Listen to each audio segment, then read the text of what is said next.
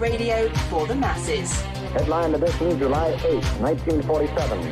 The Army Air Forces has announced that a flying disc has been found and is now in the possession of the Army. If the game is rigged, change the game. Game changer. I occasionally think how quickly our differences worldwide would vanish if we were facing an alien threat from outside this world.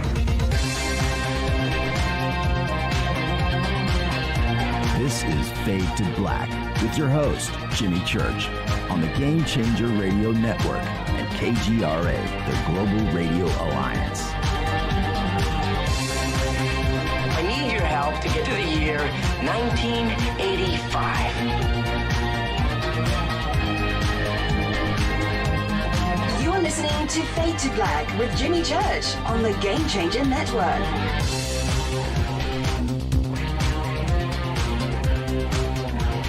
Good evening. Fade to Black. Bespoke Radio. For the masses. Yeah, how you doing? How you doing? Today is Monday, July 26, 2021. This is Fade to Black, Bespoke Radio for the masses. Yeah. 208 days into the new year, only 157 days left. We're live from a bunker somewhere in the middle of nowhere. A total undisclosed location, but it is beautiful. It is. I would like to welcome everybody listening all around the world, all across the United States. Hither and thither, to and fro, back and forth, up and down, east and west, north and south, far and near. This is Fade to Black for KJCR, the Game Changer Network, and KGRA, the planets. I'm your host, Jimmy Church. What is cracking, everybody? How you doing? How you doing? Yeah, you know what's going on. You know what's going on tonight and the rest of the week. But tonight, Travis Walton joins us. And calling this show 1975 Revisited. That's what we're going to do tonight. Lots of stuff. I want to thank Peter Robbins, an amazing broadcast earlier tonight here on KGRA. Well done, Peter. Well done. I hung out for the entire thing. It was pretty cool. Well done, Peter. So I want to thank Peter for everything, that his efforts and stuff. Had a great conversation with him yesterday, too, as well. Oh man, Peter and I don't know how long we talked, but it was too long because he got to hear me go through a fast food drive-through and order food after a 7-hour drive. But, yeah, that was pretty cool. Right on, Peter. So that's tonight. Travis Walton is here tomorrow night here on Fade to Black. William Henry. You're not going to want to miss that. What an amazing week we've got, because Wednesday night, Jay Widener is going to be here sharing his knowledge about secret mystery schools and who is really running the world. We're going to do all of that on Wednesday night with Jay Widener. Thursday night is Fader night with open lines all night long. And truly one of the great nights in all of talk radio, when it's your calls, it's your conversation, UFOs, conspiracy, time travel, the paranormal, supernatural, lost history, pop culture, all that stuff will be going on Thursday night. You can follow me on Twitter at JChurchRadio. My Twitter account started acting really funky today. And had to change passwords, had to notify Twitter, and it was acting really, really strange. Twitter got it straightened out, but it was pretty funky. So for the rest of the day today, I've been chilling out on Twitter. I don't know what's going on, and I think it may be TweetDeck, running TweetDeck and Twitter at the same time. So I've logged out of, they told me to log out of TweetDeck today, which I did. So I don't have TweetDeck running tonight in front of me, and a complete drag. But there you go. Okay, so that is that. Tonight, Travis Walton. Tomorrow night, William Henry. Wednesday night, Jay Widener. Thursday night is Fader night. You can follow me on Twitter at JChurchRadio. The Sandbox is hashtag F2B on Twitter, which I don't have running tonight. Complete drag. I will see if they have everything fixed by tomorrow. Yeah, it's acting really funky. The two are colliding with each other, and the updates and everything else and logins. It's funky. So I don't have Twitter tonight. Well, I do. I just don't have the Sandbox, and I feel a little naked. I feel vulnerable. I do. Okay, so anyway, I did jump in over on YouTube right before the show tonight, just to let everybody know, if you're any of those Travis trolls that are out there causing trouble, you're going to be blocked immediately in YouTube. I don't have any patience for anybody tonight. And so, Bill, I will let you know, anybody named Wiser, block. Kick him out. Her, he, whatever she is. And there you go. Okay, so I just don't have patience for it, and I don't want anything getting clogged up tonight. Nah, not tonight. Travis Walton will be with us at the bottom of the hour. I want to let everybody know, I'm going to talk about this in just a minute. Over the weekend, I was out next to Edwards Air Force Base, and I will tell you part of the story in just a few minutes. It was pretty interesting out there. Let's get to the breaking news. Incredible story today. A crumbling hunk of rock found in a field in England is a rare meteorite from the earliest days of the solar system and this planet, dating back about 4.6 billion years. That's the age of the Earth, right? The meteorite was found in Gloucestershire Gloucestershire in March by Derek Robson, a resident of Loughborough, England, and the director of astrochemistry at the East Anglian Astrophysical. Man, what's up with my speech right now? Research organization, otherwise known as ARROW.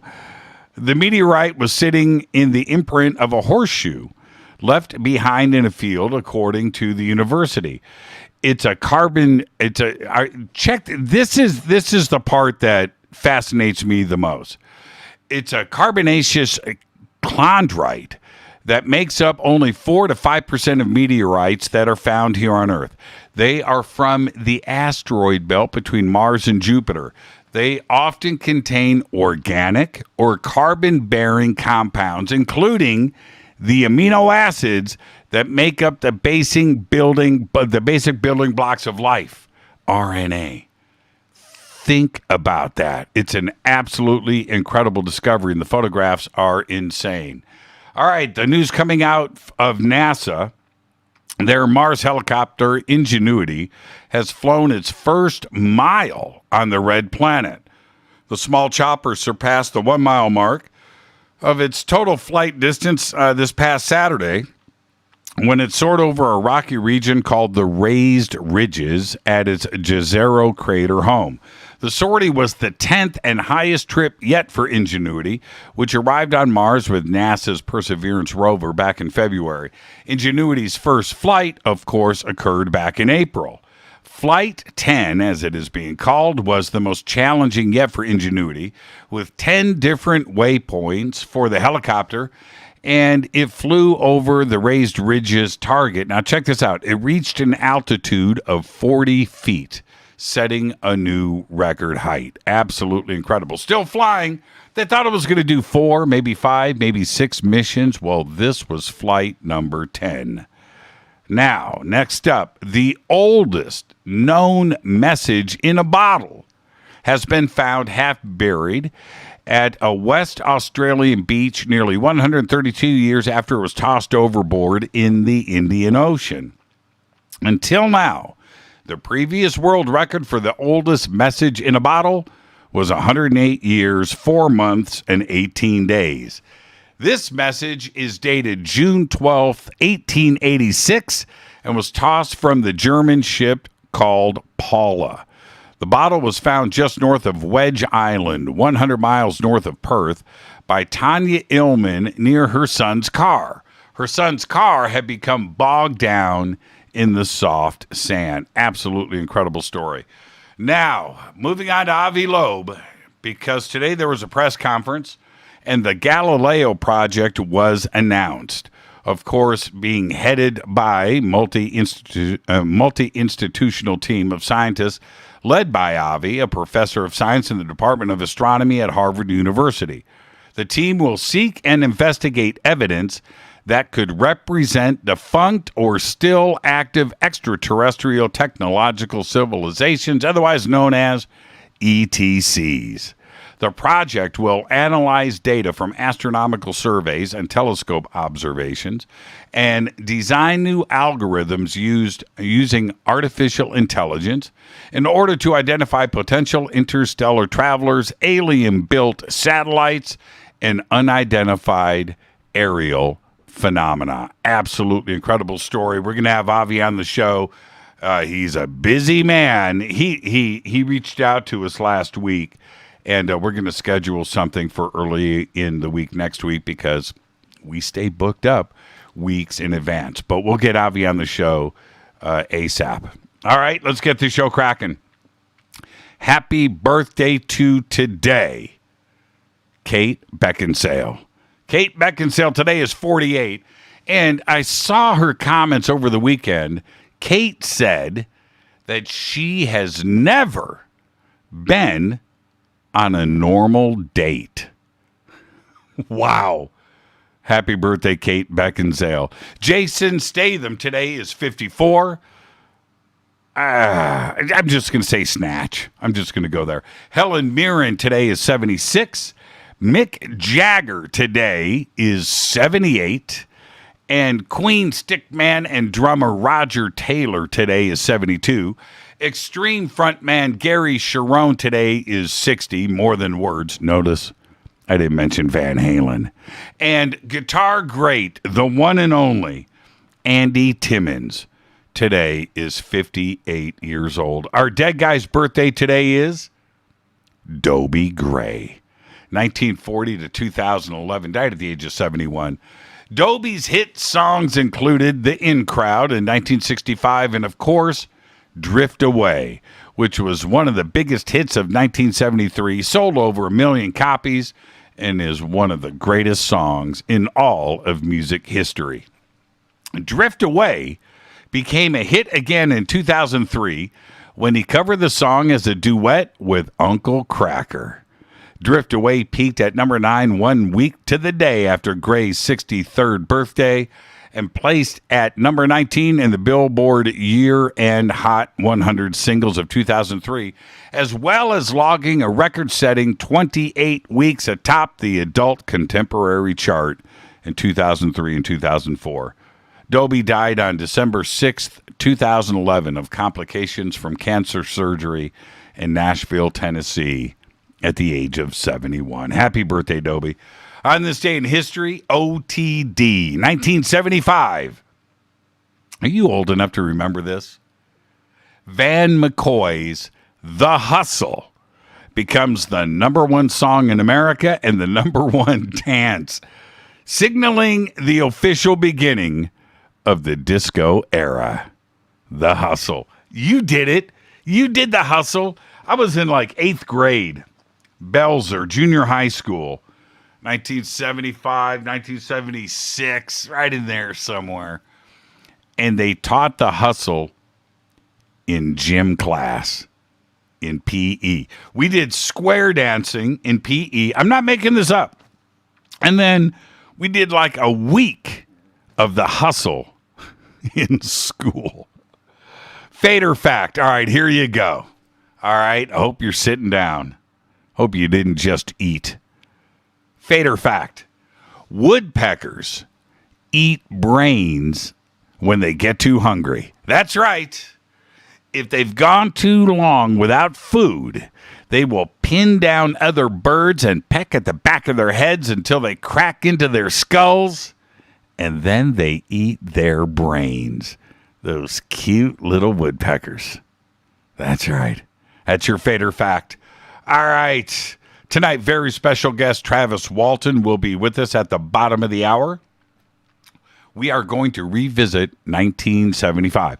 There's some drama that has been dusting up out there, and I don't want to use the word hoax. I'm not going to do it tonight. I'll let Travis do that.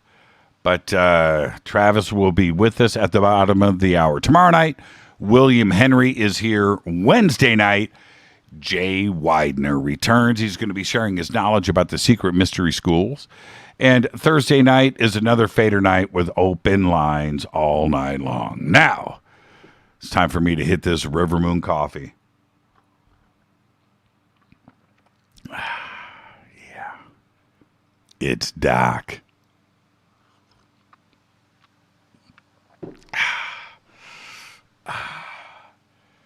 In my fade to black thermos mug.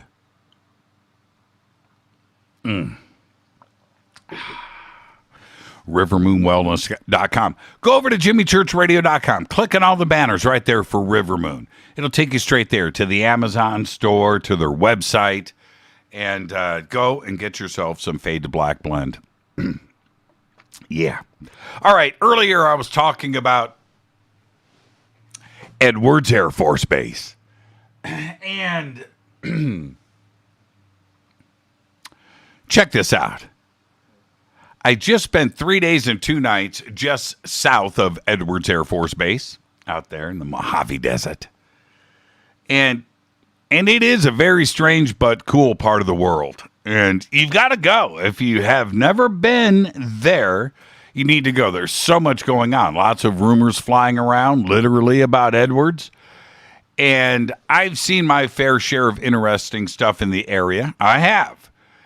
And one can only guess about the secret stuff that goes on there. And remember, the entire location, that entire part of the world, is to the north. It's flanked by the Navy's China Lake facility. And pretty strange that the Navy's biggest base in the world is smack dab in the middle of a desert. There's no water. And there's a whole host of different secret things, like Lockheed Skunk Works is right there. So what happened, right? What happened while I was there over the weekend? Why am I bringing this up now? Yeah, that's a great question. I'm glad you're asking it. And I'll do my best to tell you what happened. It's like this. It's Friday night.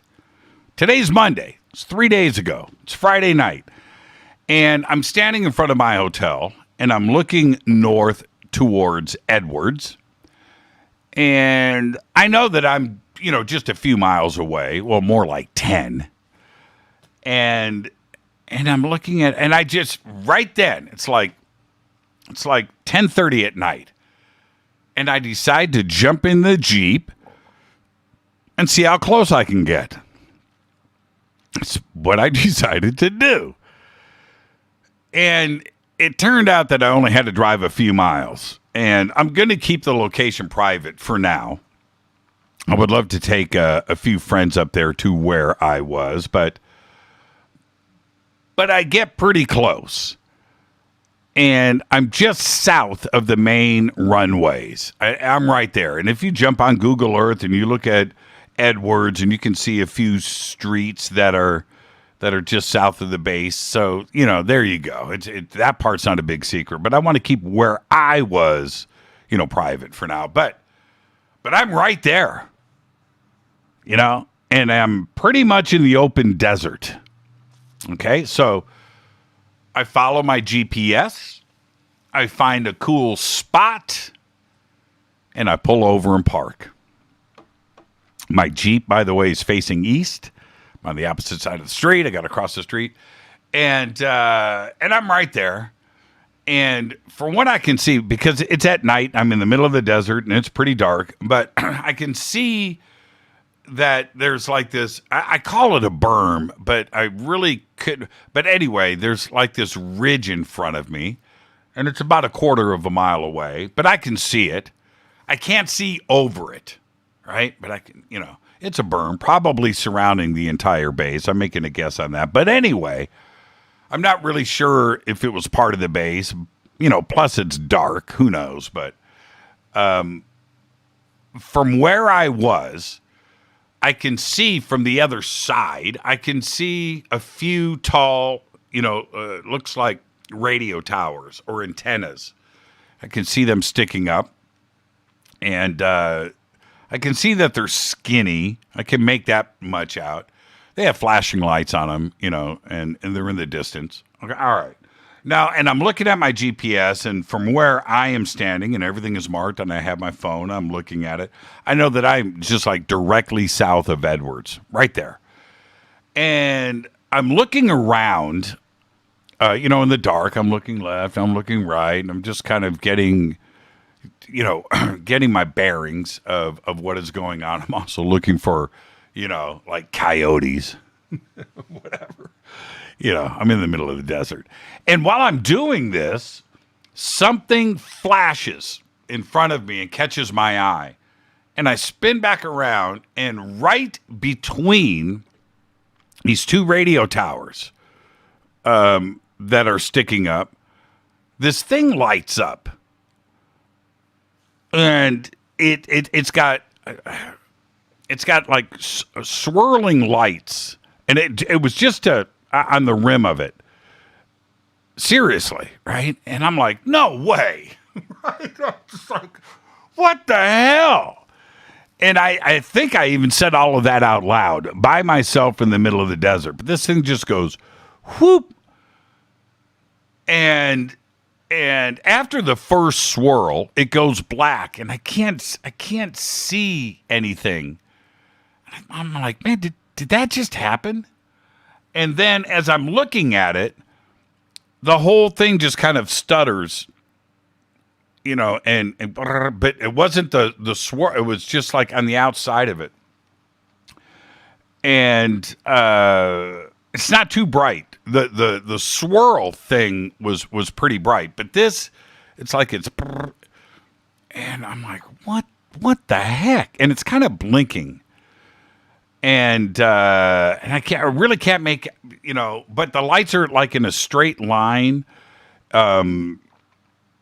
They were kind of tall. It's hard to explain, but if it's like this long and it's between the radio towers, so from where I was, it wasn't, it was like a quarter of an inch wide, but and I could see this. Man, it's so hard, and I was tripping out, man. I mean, I was tripping, and it was hard to tell because at this point, I'd seen that brief swirl thing, and that only lasted like literally a second, and then the stutter thing, and then it goes blank, and it's just back to blackness. This whole thing lasted, like 5 seconds, maybe, and I'm serious. I am like, no bleeping way. I'm tripping out. And I have my eyes fixed on this spot. And as I'm looking, and I'm like, what? It swirls again. And this time I saw the swirl start. And it definitely went around. And I was thinking that maybe, I was like, man, is this a blimp? Why is there a blimp? And I don't know. But anyway, when it did the swirl, I could see this. I could see it was round, right? It was round. It wasn't a blimp. It was round. I watched it go like this. And the backside of it, it lit up on the front side. When it went around the backside, I could only see the bottom, like the light of the lights. I wasn't, but I could see, and it went one time, and but I could see the bottom edge of the opposite side because of the lights. I could see a shadow, and I trip, man, and I take out my phone, which I had in my hand, and I'm serious. My heart nearly blew out of my chest. And I get the video ready, and now I'm standing there. I've got it ready, and I'm watching, and I'm holding up the nothing, and there's nothing. I stood there for about 20 or 30 minutes. Nothing.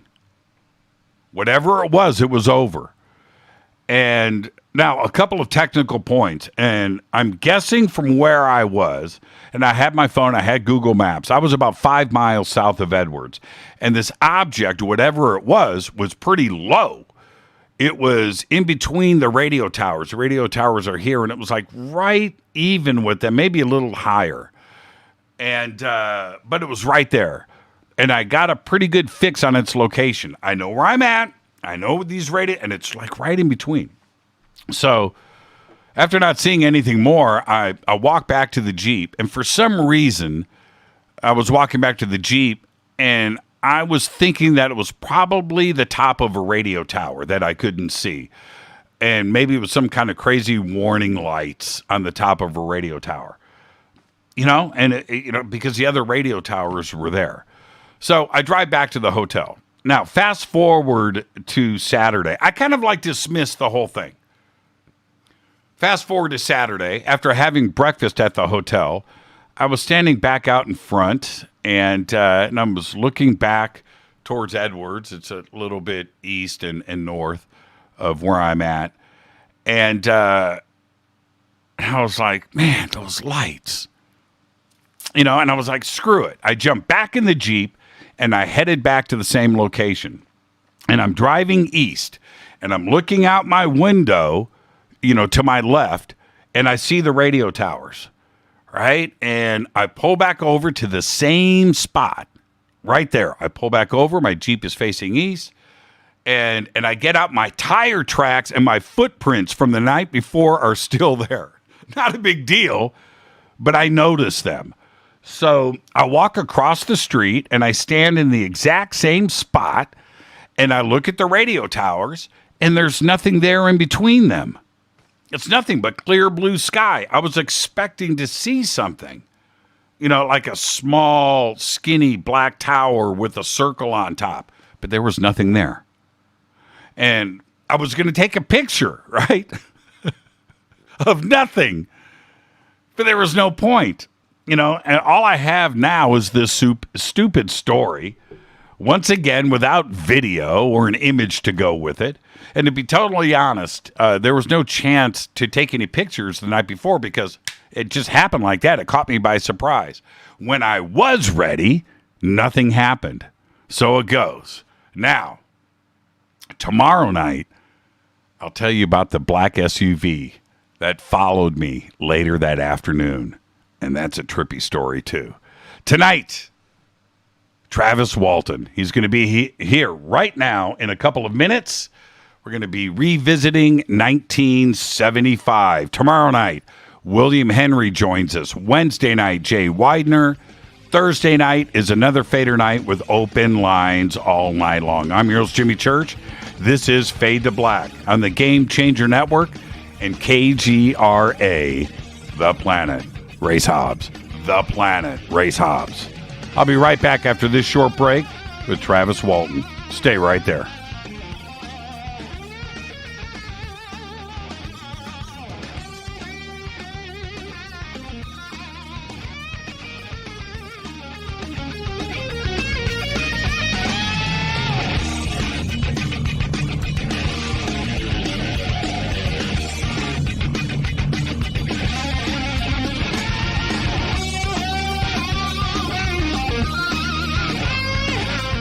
This is Nicole Church, daughter of you-know-who, and you're listening to Fade to Black on JimmyChurchRadio.com and the Game Changer Network. You're listening to Jimmy Church, Fade to Black. Fade to Black will now pause for alien identification. The station that talks the net. KGRA Radio.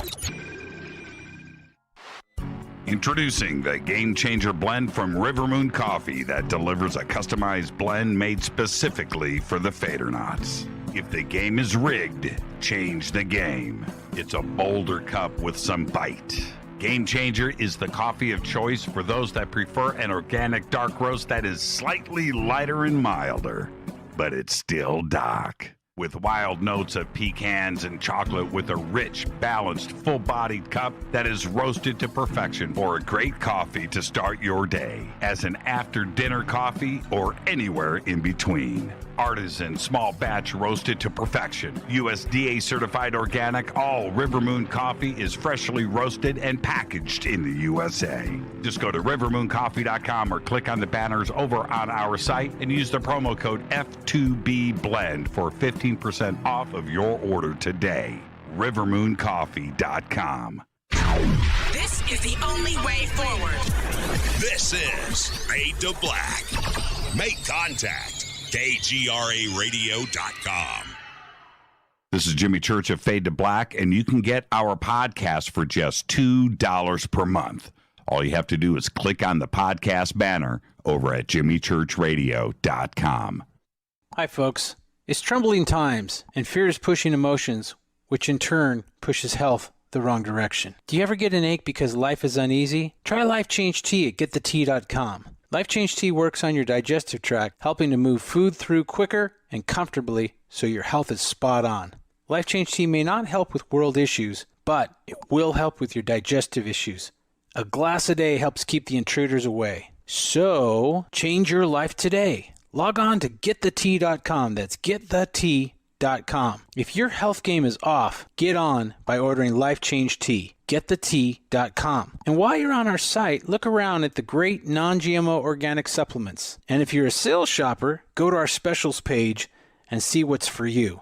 I've been drinking the tea for 12 years and I'm sure glad for its health benefits. Again, that's getthetea.com. Getthetea.com. The tea that makes you go. Fadernauts. When you think about the future of our country and where we're headed, do you wonder about the food supply? I do. Disruptions in the food supply chain could be disastrous, and they usually occur with little warning. That's why the smartest thing you can do today is to stockpile emergency food, water, and other essentials. I personally recommend My Patriot Supply. They're the nation's largest emergency preparedness company, serving millions of customers for more than a decade. In fact, they're the only source my family trusts for our preparedness plan. You should too. Right now, save 20% off a full 4-week supply of delicious meals that provide 2,000 calories a day. Saving 20% helps too, doesn't it? Especially now. So go to preparewithjimmy.com and get ready. That's preparewithjimmy.com. There's no time to lose. Do it now. 9 out of 10 geneticists agree. Fade to Black is not your father's radio show on the Game Changer Radio Network and KGRA, the planet. Hi, this is Rob Reiner from Anvil, and you're listening to JimmyChurchRadio.com. What's up? I'm Chris. What up? This is Kyle Massey, and you're listening to Jimmy Church Radio.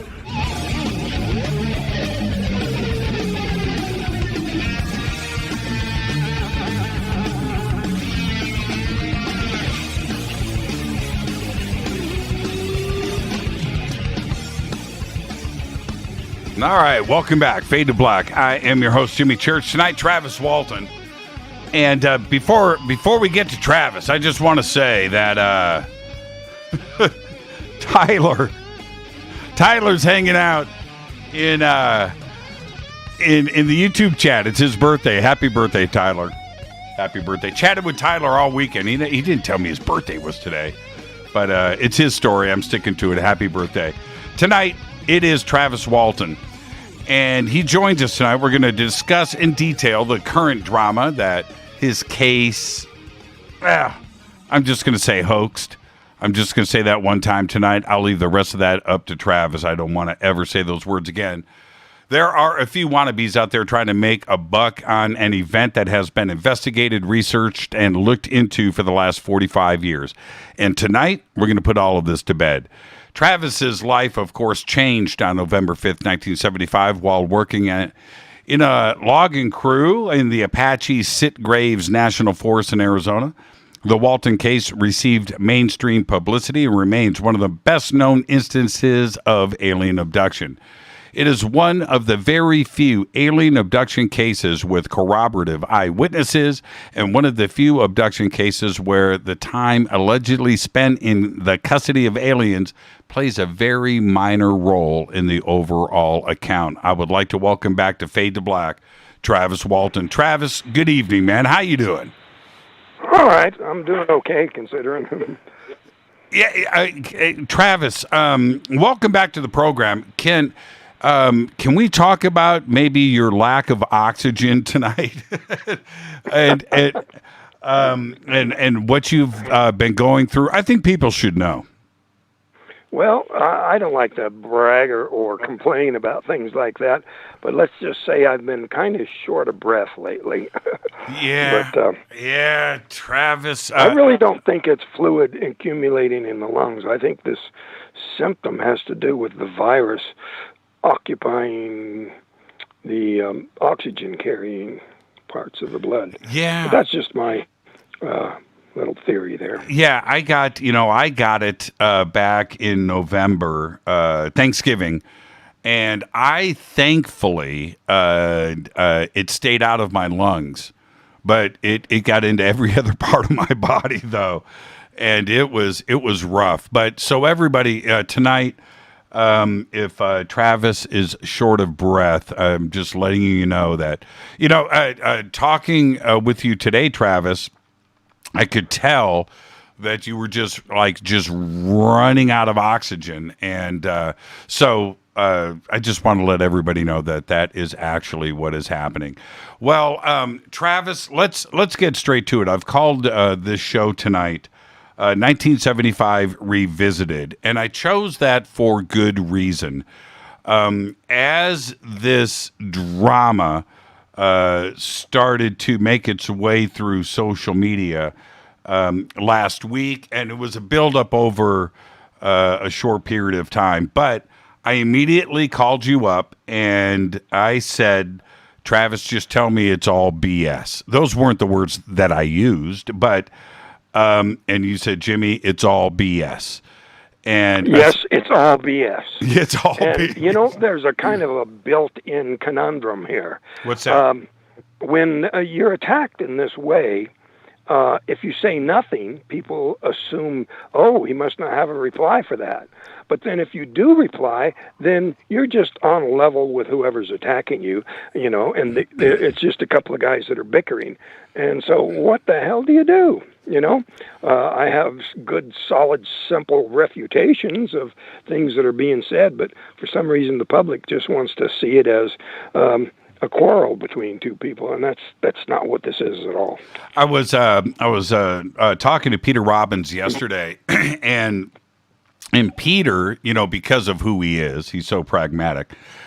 He's, bringing up this and this and this and the evidence to me. And I said, you know what, Peter, all of that is cool, but I have sat and had breakfast and lunch with Travis and talked about everything but UFOs, right?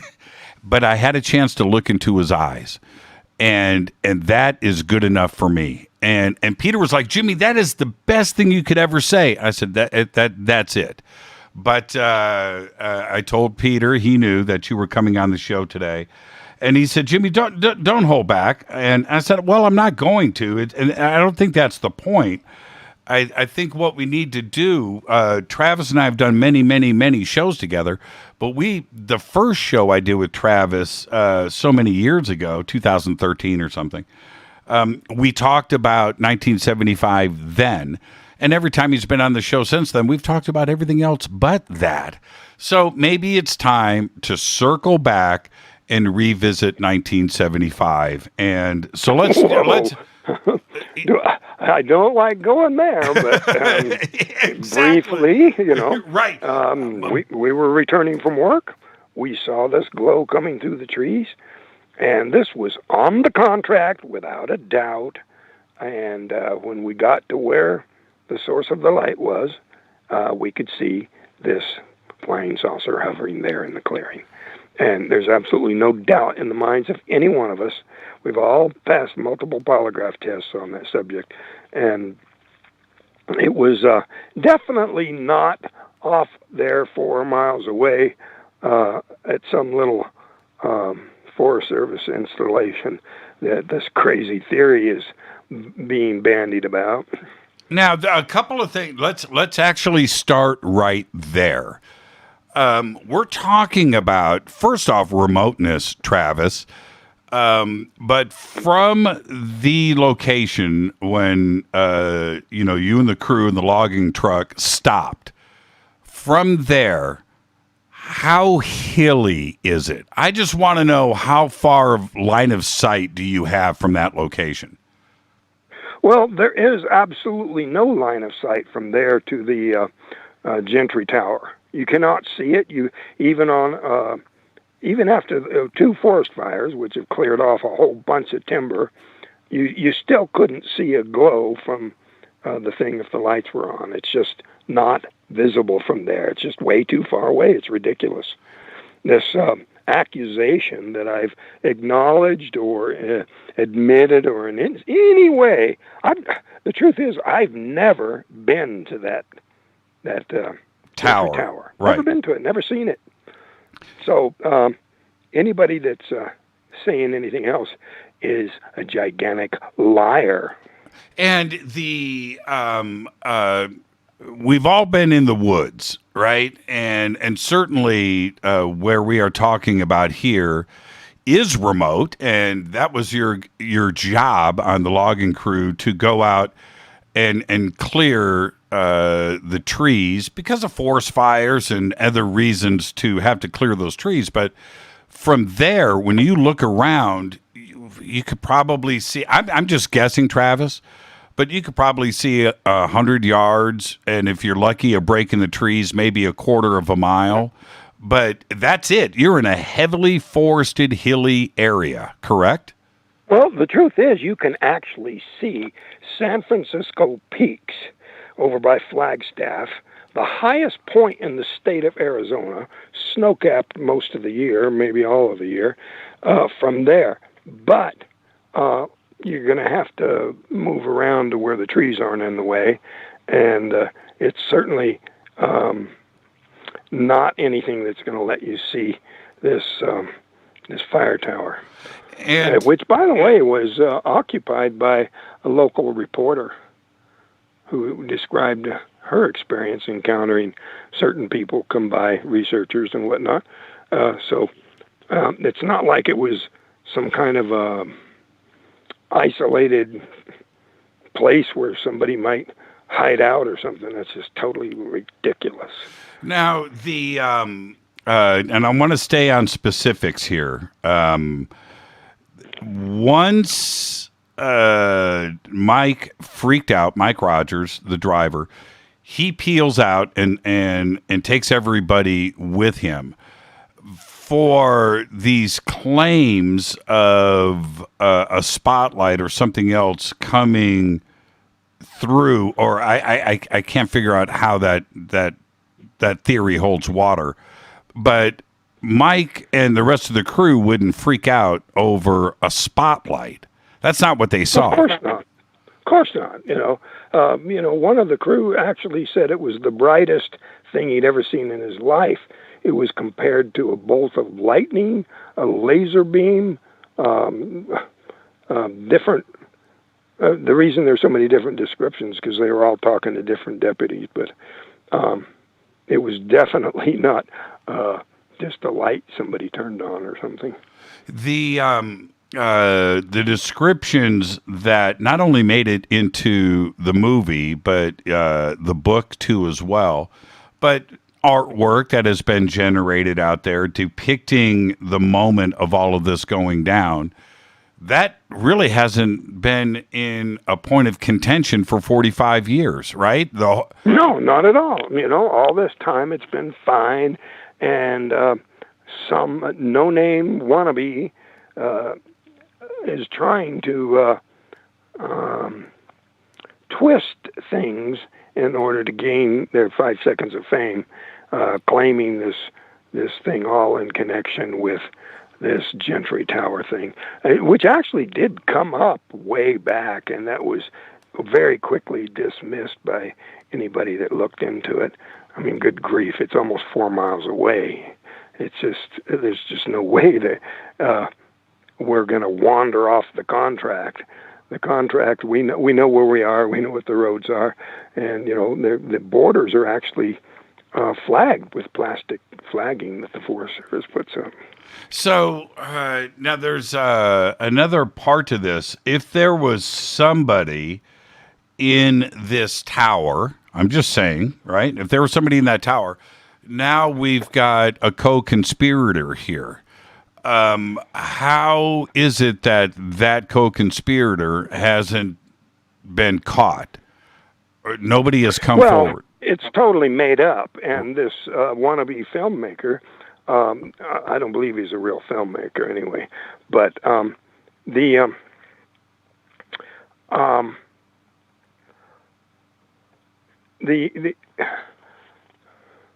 co-conspirator thing is he refers in much of his narrative on several different points where he's quoting mystery witnesses or testimony from people who shall not remain nameless. And this is very, very suspicious. Hey, come on. If you've got somebody that's going to testify to something, confront me and Mike and John and Steve and let's just have it out, because it's going to be BS. The search that ensued with dogs, nothing was picked up. If there was somebody else out there in the woods, wouldn't their scent have been picked up and maybe, you know what I mean, and would have led them to Gentry Tower or somewhere else? The trackers, were going by footprints, and the dogs were confirming what they were finding, that, I left the truck, went up to where I was hit, and that was it. There was no scent anyplace else. And these were, tracking dogs from the state prison over at Winslow. And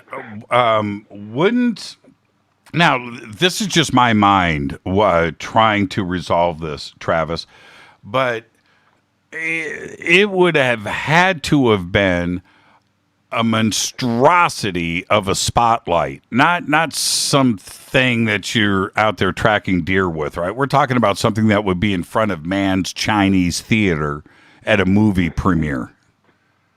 Yeah, and as time went on, more witnesses came forward.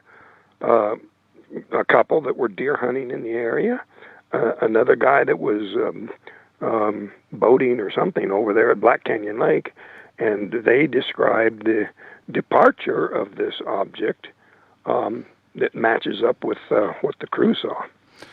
Now, they weren't just reporting that to us. Right. They were also reporting it to the sheriff. That was in the sheriff's file. And I have the names of these people that saw the departure. So it's not like this wannabe filmmaker that's claiming this witness told me this, and this one confided this, and I'm saying this, and here's my other secret source. That is just such phony garbage. Yeah, it appears to be nothing but that, Travis. And I wanted to ask you this other. It seems like a strange question to ask, but the site has been documented not only by the sheriff's department and everybody else in the logging crew and where all of this happened. Is it possible that you guys were just on the wrong road and you were actually at Gentry Tower, and everybody was just mistaken about the actual abduction site? That is absolutely impossible. I mean, if we were that stupid, we couldn't even do the job, for hell's sake. Everybody out there can tell you within a couple of feet of where we were when this happened. And every sort of theory to try to knock it down, explain it away, was leveled at us right off the bat. And Mike Rogers did a fantastic job of pushing back against these people, showing how their stuff was impossible, that it was basically lies or logically just impossible. They're trying to make a claim out of something that has no basis. There was one example. Mike and I were on a show with Larry King, and the skeptic there was trying to claim simultaneously that when I hit the ground, which was rocky, it should have bruised me, which would have shown in my medical exam afterwards. But then at the same time, the same ground that I'm standing on is covered with a thick carpet of pine needles that should have caught fire and burned. That's how goofy the kinds of accusations that were being made back at the time. Even back then, that Gentry Tower nonsense came up briefly, but it was very quickly rejected by the major skeptics. I mean, these are people who wanted to shoot it down if they could, and they didn't latch onto that because it was just goofy, impossible. I mean, no way. Now, for this to have been a hoax, some big conspiracy with you and the rest of the logging crew, that would mean, Travis, and correct me if I'm wrong, but that would mean that everybody would have to have been in on it from the word go. That all of this would have had to have been rehearsed and so convincingly told that everybody's going to pass a polygraph too as well. Well, that's the thing, that if you understand the science of polygraph, is just absolutely impossible. What we described was what we saw, period. The 45 years has gone by, and the story, the event, the case has not changed, right? Nothing has changed, and nothing has been elevated. How could I'm just asking you to postulate here? How could everybody keep the same story for 45 years? Well, and here's another thing. We weren't a bunch of buddies. We didn't hang out together after work, A lot of them just, they had their own lives, and after the day's work, they'd go do their own thing or whatever. So it wasn't any kind of a close-knit group of conspirators. Is it possible that, how do I say, could all of this have been imagined? And that part of it, right? Every and that theory in the world's been tried in that regard, right? And it's just goofy. I mean, to the extent that there is a fault line there geologically, and earthquake lights let lightning come out of the ground instead of out of the sky. And supposedly that was going to make me hallucinate that this happened. But if you get hit by lightning and somehow it operates on your brain, it's not going to affect 7 people with exactly the same series of events. It's just absurd. So, explain it away as a delusion. Oh, yeah, they were all hallucinating on drugs.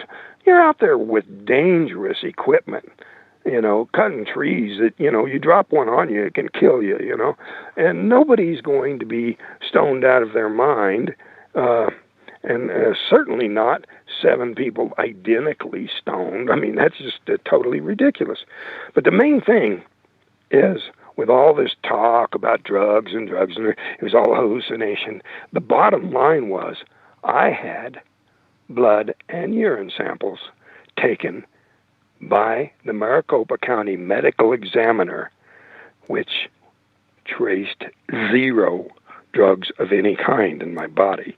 So all these crazy theories, all these people saying, oh, when they found Travis, his stomach was covered with dirty needle marks. This guy's just making it up.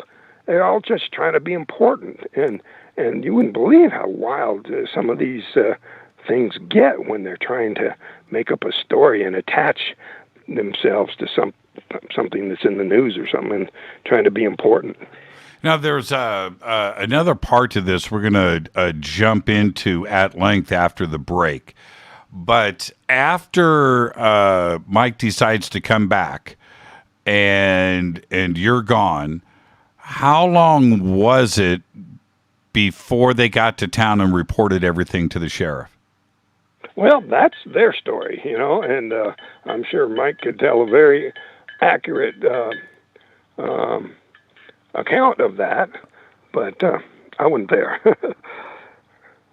But and my point to this, and we'll discuss this after the break, is there were a lot of things that I'm sure when the sheriff starts getting reports like this, and it's been well documented about jumping to conclusions, like maybe they were covering up something.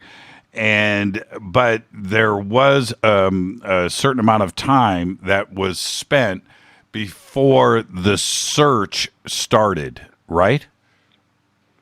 Yeah, there was, from what they tell me, because I was not there at that time, but they were,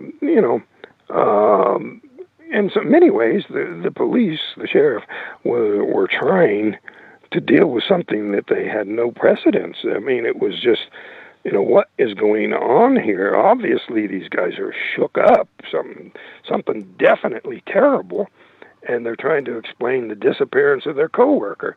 So, they killed him, and his body's stashed out there somewhere, and so that became the focus. And you know what? Probably rightly so. I mean, you're gonna think. Yeah, I don't blame them for thinking that. I don't blame them either. Travis, they deal with this stuff all the time. They deal with people who kill people. Travis, stay right there. We got to take a break. This is Fade to Black. I'm your host, Jimmy Church. Tonight, Travis Walton. We are revisiting 1975. That's right. I'm your host, Jimmy Church. This is Fade to Black. Stay with us. We'll be right back.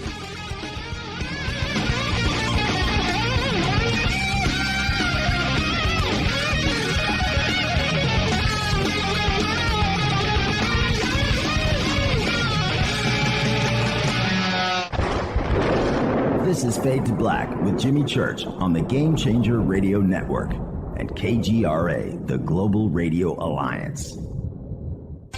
This is KGRA Digital Broadcasting Station, Salt Lake City, Utah, Van Buren, Arkansas.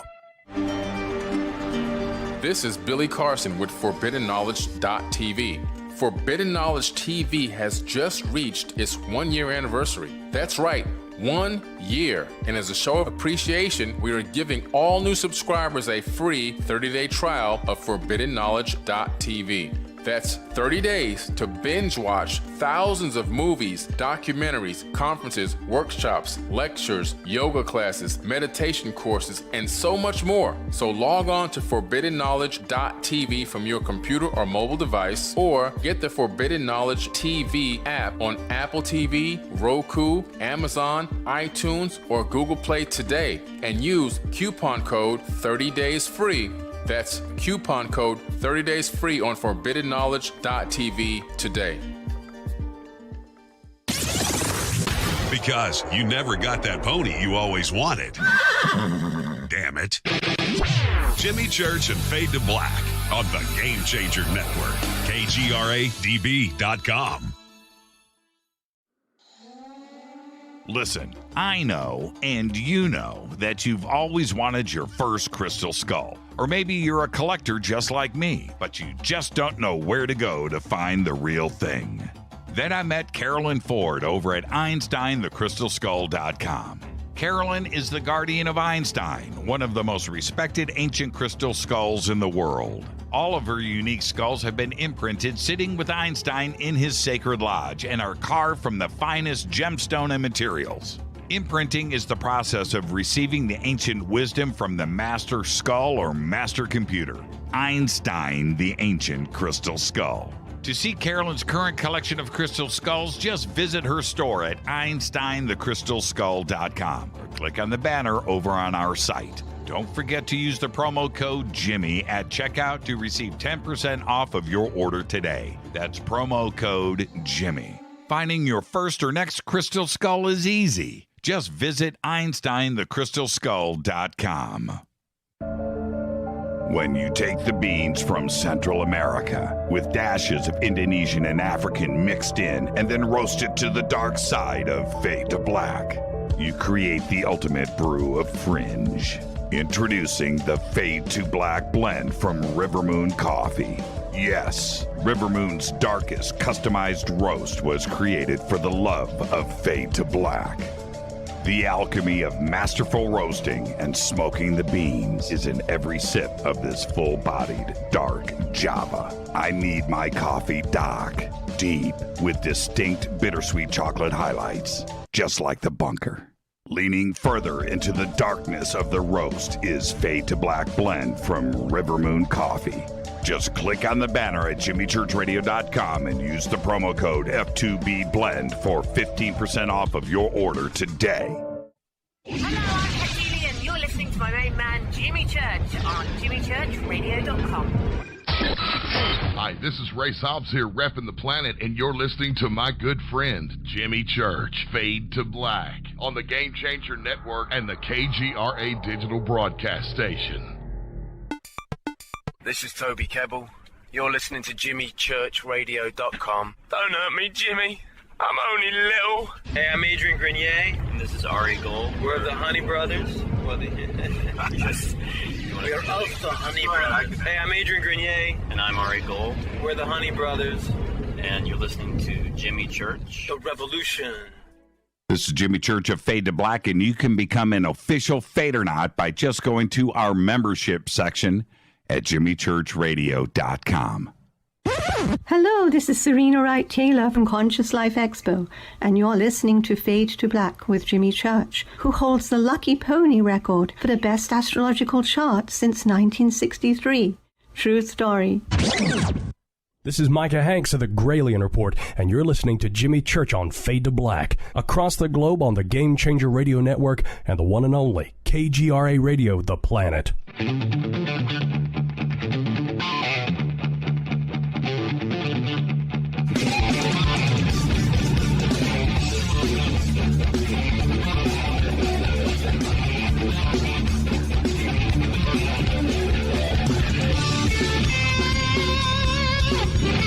All right, welcome back. Fade to Black. I am your host, Jimmy Church. Tonight, Travis Walton is here. We're revisiting 1975. I'm going to pick this thing apart. We're going to put this thing to bed with the one and only Travis Walton. And Travis, sorry, frog in my throat. I want to thank you for taking the time tonight to go through all of this once again. And in the most honest of ways, I feel for you, man. I feel for you to have to be, dragged through that. You've been dealing with this for 45 years, and here we are. Yeah, and then to have people taking these absurd claims seriously. Good grief! If you knew the bizarre lies that this guy was telling to. He was actually trying to instigate trouble between Mike Rogers and Travis Walton. He saw the things that were being said, and he had a pretty sophisticated plan to take and manipulate Mike using the intensity of his emotion to achieve a whole bunch of stuff that was just total BS.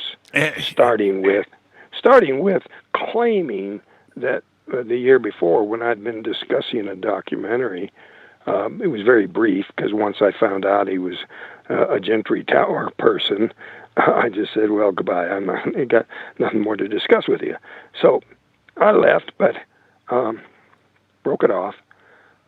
But he faked communication, supposedly to show that I was going to do what he wanted Mike to do in order to make Mike jealous, to fan the flames of anger and everything.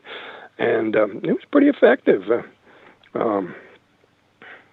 Mike's normally a pretty sharp guy, and he's not going to fall for being manipulated like that. But it kind of disappointed me that he could be taken that far afield. Let me tell you about some of the lies this guy was telling in order to piss Mike off. Which, of course, if I'd really said these things, he had every right to be pissed off. But claiming that I was going around bragging that I had boxed Muhammad Ali and that Mike was my, quote, water boy. Now, that's a slap in the face kind of a thing that it never happened. It's preposterous. I've never met Muhammad Ali. Oh, my God. He's into UFOs, and he came to the area here, but I just never managed to hook up with him, even though he was training in the airplane hangar where I had done my private pilot training, and where Mike's brother Charles had also trained with me. They set up a training ring inside the hangar there. You never put on gloves and boxed Muhammad Ali. Oh my Absolutely not. That is just so stupid. I mean, how could somebody even say that? I mean, make something up like that and would think that somebody would believe it. I mean, that's like the craziest thing I've ever heard, Travis. Yeah, well, I'm sure Mike didn't think that I believed it, but he was taking this guy's word that I had said it, and I did not say any such thing. That's just totally ridiculous. And there's even more really bizarre things that I'm supposed to have done, which were designed to provoke Mike.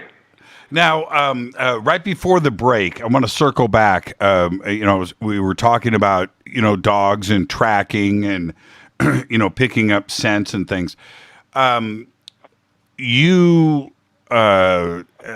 you, if you were just traipsing through the forest up there, you would have left a trail that any good hunting dog worth its weight would have picked up. They had all of your... Absolutely. Unless you left on a ship, right? and we're not there. Well, yeah, there was absolutely no trace or sign of any travel away from that area, of course, because that's not what happened.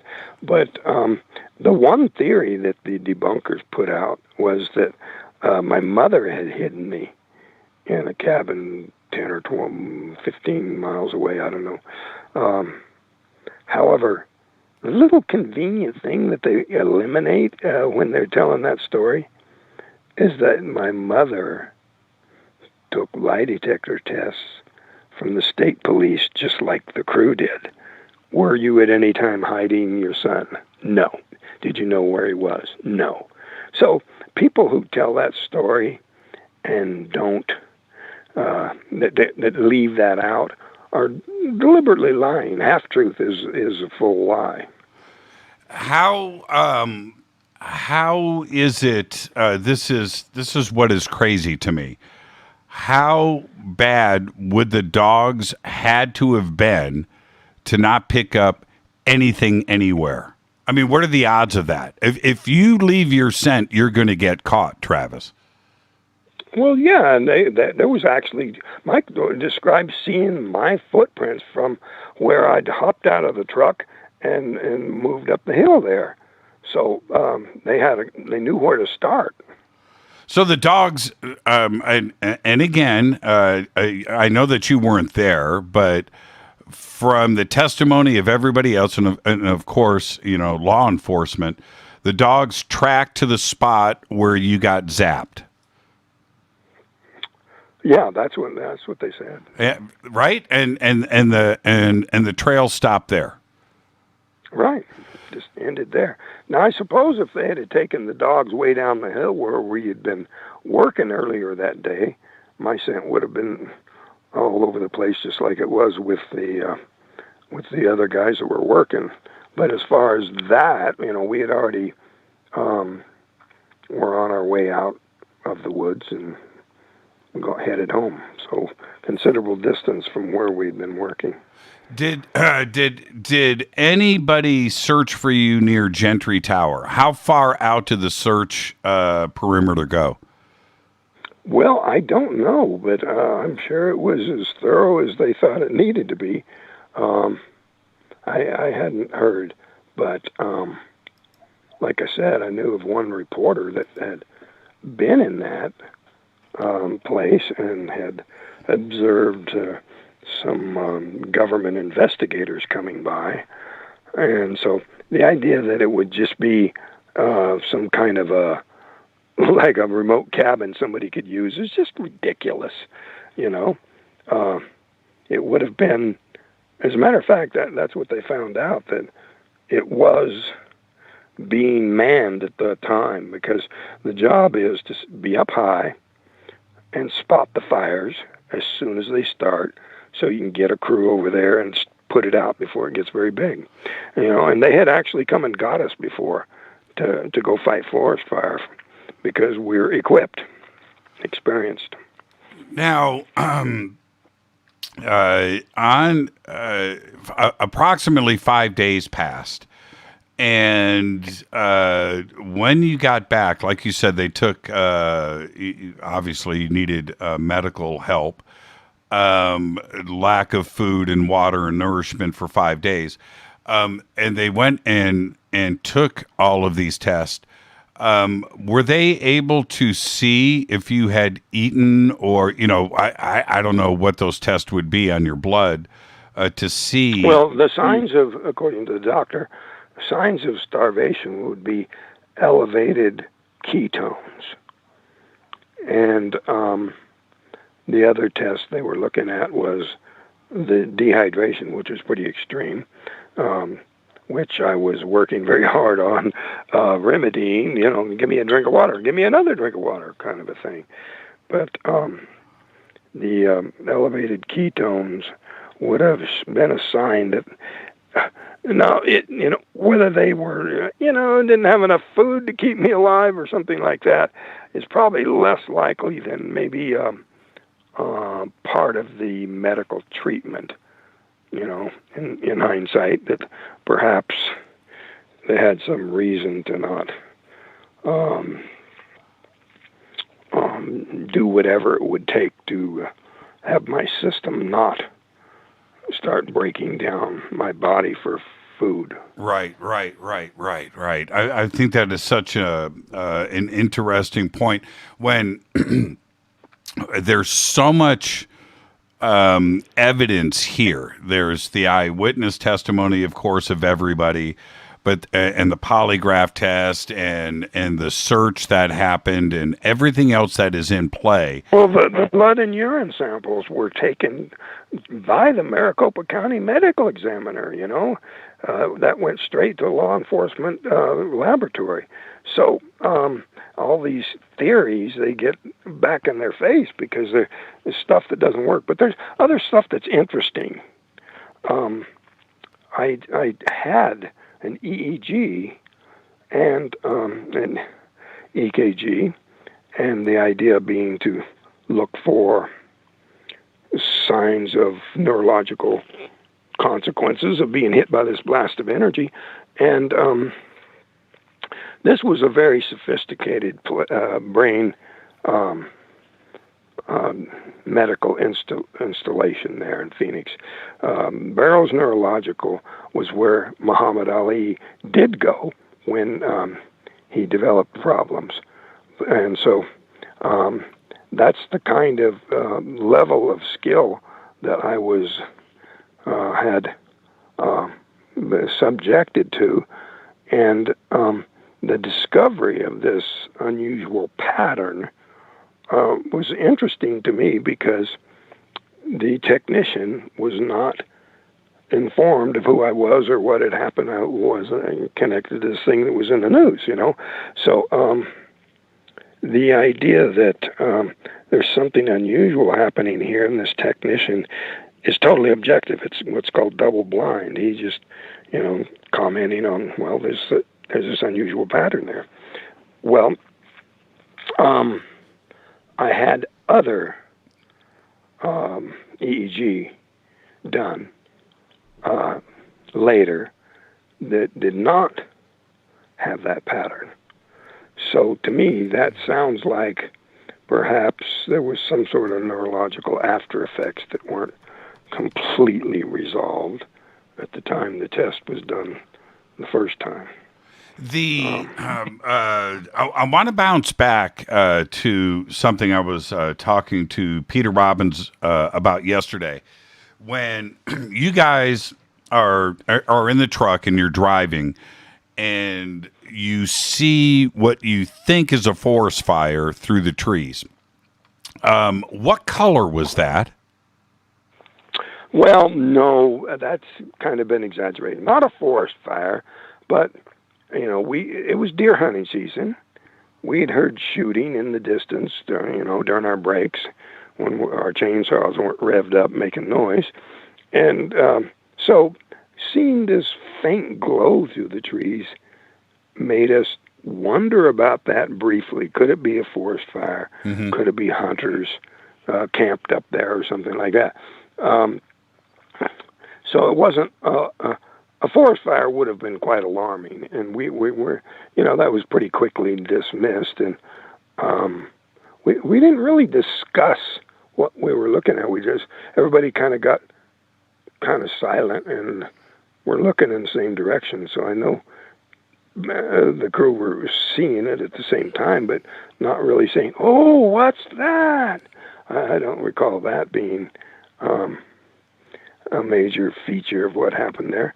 Now, when we did break into the clearing where we could see this object, I think it was Alan, yells out, "It's a flying saucer," or probably that was the word he used. And it wasn't because anybody needed to be told what we were looking at. It was just kind of a automatic sort of a comment when you see it. Well, I'm asking because do you remember the color that you saw? Yeah, it was a very soft glow. The actual glow from the surface of the craft was soft. I don't know what else to describe it. It's not like a beam or anything sharp that's so hard to look at or anything. Right. It's just a glowing surface in a very gentle kind of a way that sort of lit up the surroundings that were closest to it, and in a kind of a, just cast a sort of a glow on things that had a sort of weird effect to it. Yeah, and I'm asking because with everybody consulting with the producers and the production for the movie, I'm wondering what they described as the color through the trees, because in the movie, I think it was almost orange, right? But well, here's the deal. They really loved the title Fire in the Sky, and so, to have that line in there coming from Alan Dallas, it looked like a fire. Was a way to kind of link up with the title of the movie, and movies are fiction. It was just a dramatization, and I don't think they had much interest in being real careful to represent what happened in those moments so much. For one thing, that blast of energy that hit me was kind of an instantaneous thing. Kind of boom, like a rifle shot or something. And in the movie, they what if somebody was bending over to pick up their popcorn and they missed that, So they dragged it out and made that section a little longer. and the beam came on, held the actor, lifted him up, and then tossed him back. And so, they were just trying to milk that one. Yeah. Dramatic effect, yes. And it's understandable, because you really do want people to understand what happened there. And I only bring that up because what you and the rest of the crew saw forever, whatever how length of time that was, it would be the opposite of a searchlight or a floodlight in Gentry Tower. Oh, yeah, that is so ridiculous, so absurd, so beyond anything that could possibly be. Nobody takes that serious, not even the debunkers. That's an idiot theory. Just ridiculous. It's absurd. Now, were you guys, from the relation of Gentry Tower to the actual abduction site, Gentry Tower is west by 5 miles. Which direction were you guys driving at the time? Were you going west to east? We were going up south where we would hit the rim road, and then we would head west, but we wouldn't go so far as Gentry Tower, which is quite a bit farther down the road. We would turn and towards Heber, which would be north, and head on home from there. And there's just no connection with the Gentry Tower thing. Yeah, and which is again my point. You guys weren't driving towards Gentry Tower. You guys were headed home. Yeah, and it would not be normal for us to drive past Gentry Tower. And we weren't, we didn't, and it just never happened. The other part to this, and it has been mentioned, that you hallucinated or that you found yourself inside of Gentry Tower, and you mistook that for the inside of a flying saucer. Now, don't laugh, Travis. Okay, you're laughing. I think the people that come up with those theories are the ones who are hallucinating. That is just so preposterous. The Gentry Tower is a giant rectangle. It's I've seen this filmmaker pictures of it. It's actually the first I've ever seen of what that tower looks like. I had heard about it and mentioned it in regard to the reporter who had been working there when the federal crew came through taking measurements. And she was a supporter, and it was interesting that she had witnessed these guys, and I thought it was unusual that they would be taking magnetic readings on the ground instead of aerially, like I understood that normally be what they were doing or why. Never got to the bottom of that one. That's interesting.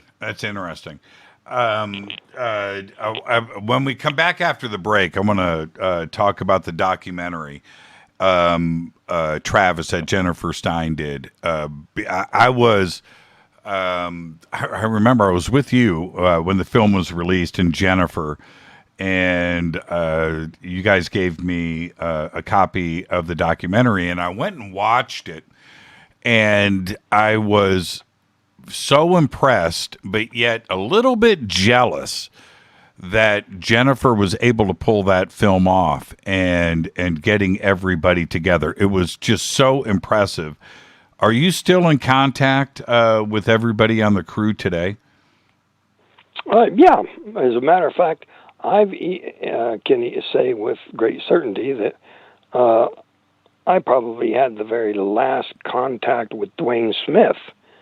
With some difficulty, I had located him after years of him not being around, and I did an interview that I recorded, so I still have that, and him standing by what happened right to the end. And I was saying, well, I'd like you to come out and speak with me, and he said, well, I've lost so much of my teeth here. I'd like to get them fixed up before I do any public appearances, but I'll do that with you. And so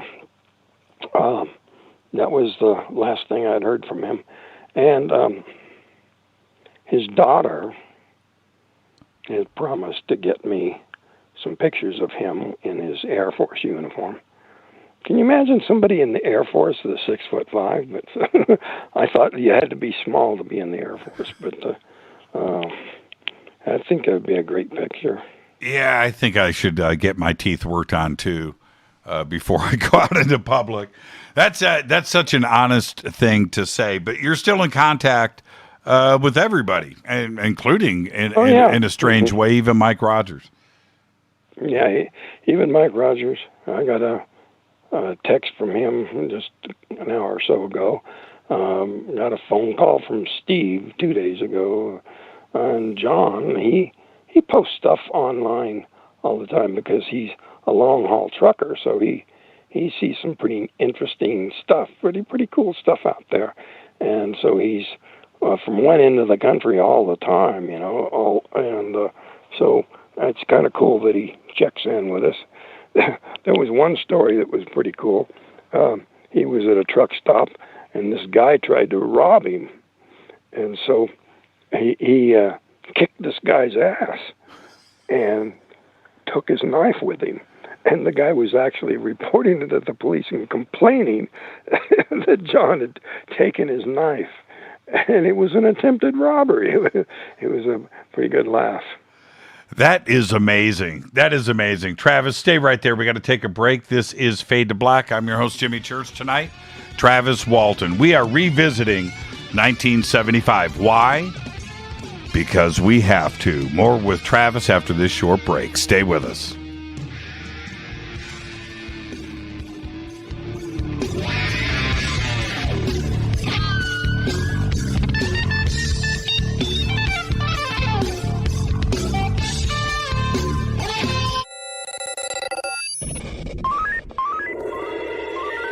Way out here, we listen to Jimmy Church.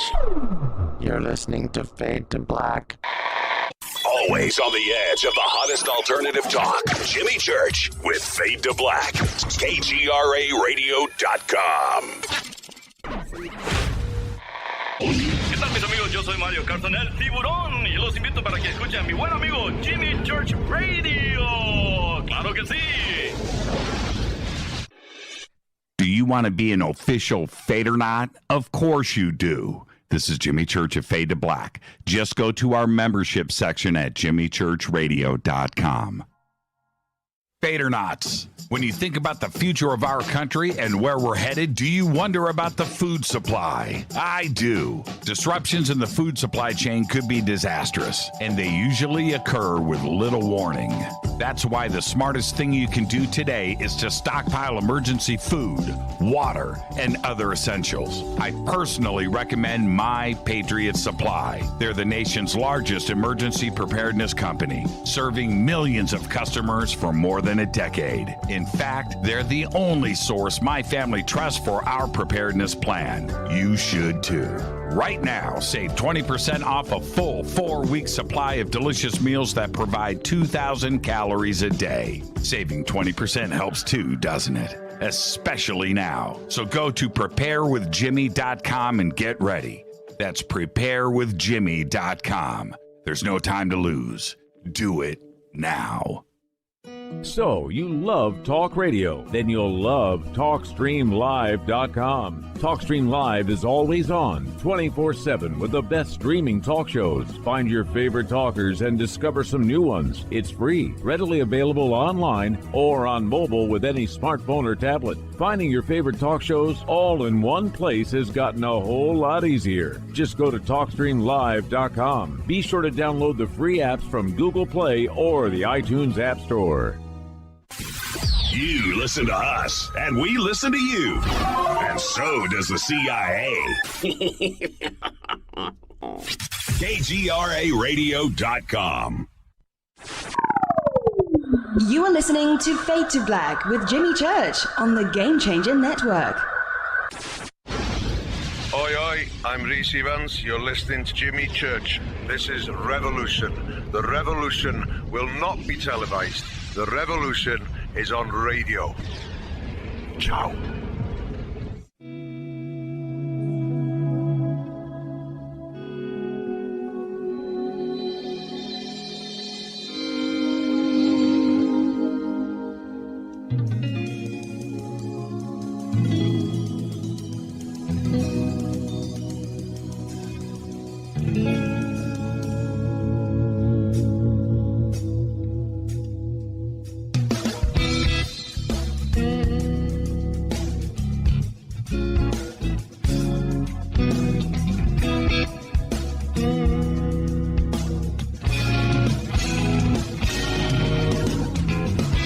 Welcome back. Fade to Black. I am your host, Jimmy Church. Tonight, Travis Walton is here. More with Travis in just a second. But right now, I got to tell you about Virtual Shield. Virtual Shield VPN. Everybody today needs their own VPN. I have got a huge studio here. I run 6 computers every single night for this show to go on the air. 6. All of them are on the internet. All of them are Ethernet. All of them are ready to go with Virtual Shield VPN. Nobody knows my location. Nobody knows my search history. I was doing stuff today that nobody needs to know about. And you can do it all too with Virtual Shield. You've got to get it today. Strict no logs policy. Your search history is not logged. Encrypted servers all around the world. Your location is what you choose it to be. You need your own VPN, and it's all very simple to do. You can click on the link in the video description box below. It is right there. Click on it. You can type in virtualshield.com/fade to black in your browser. If you choose to do that, go over to jimmychurchradio.com. We've got all of the banners, anything that you need right there. Click on it and get over to Virtual Shield today. Do it, and you will get Virtual Shield VPN for 50% off. Get yourself a VPN. Do it today. And Travis, you need your own VPN too, my man. Yeah, sounds like something I could use. You need Virtual Shield. Now, Travis, we're talking about Jennifer Stein right before the break, and her documentary is amazing. But it was, for me, to be jealous. She worked so hard to get everybody into this documentary to tell their story. That a tremendous achievement. But this is the thing, Travis, 45 years. 45 years. When she made the documentary, okay, that was 5-6 years ago. So let's go with 40 years at the time. 40 years, anybody could have come forward and made these claims. Anybody on your crew could have changed their story. Nobody did for 40 years. Here we are now, 45 years later. It's 2021. And I'm not buying into it. If you had 40 or 45 years to come forward and clear the air, they would have done it by now, right? Right. And of course, it requires lies. Lie after lie after lie to sell this Gentry Tower hoax. It's the stupidest theory I've ever seen. It's ridiculous. And, the whole thing is very suspicious as far as what it was In the first place, there's a suspicion that this is some kind of a black ops kind of a thing, a disinformation thing. Even this filmmaker keeps making jokes about black helicopters and so all this cynical talk to explain why he has no address, no identity, no track record. He kept claiming he had, quote, contact with the network. And I don't believe there was ever any network involved at all. It was just something to provoke Mike. The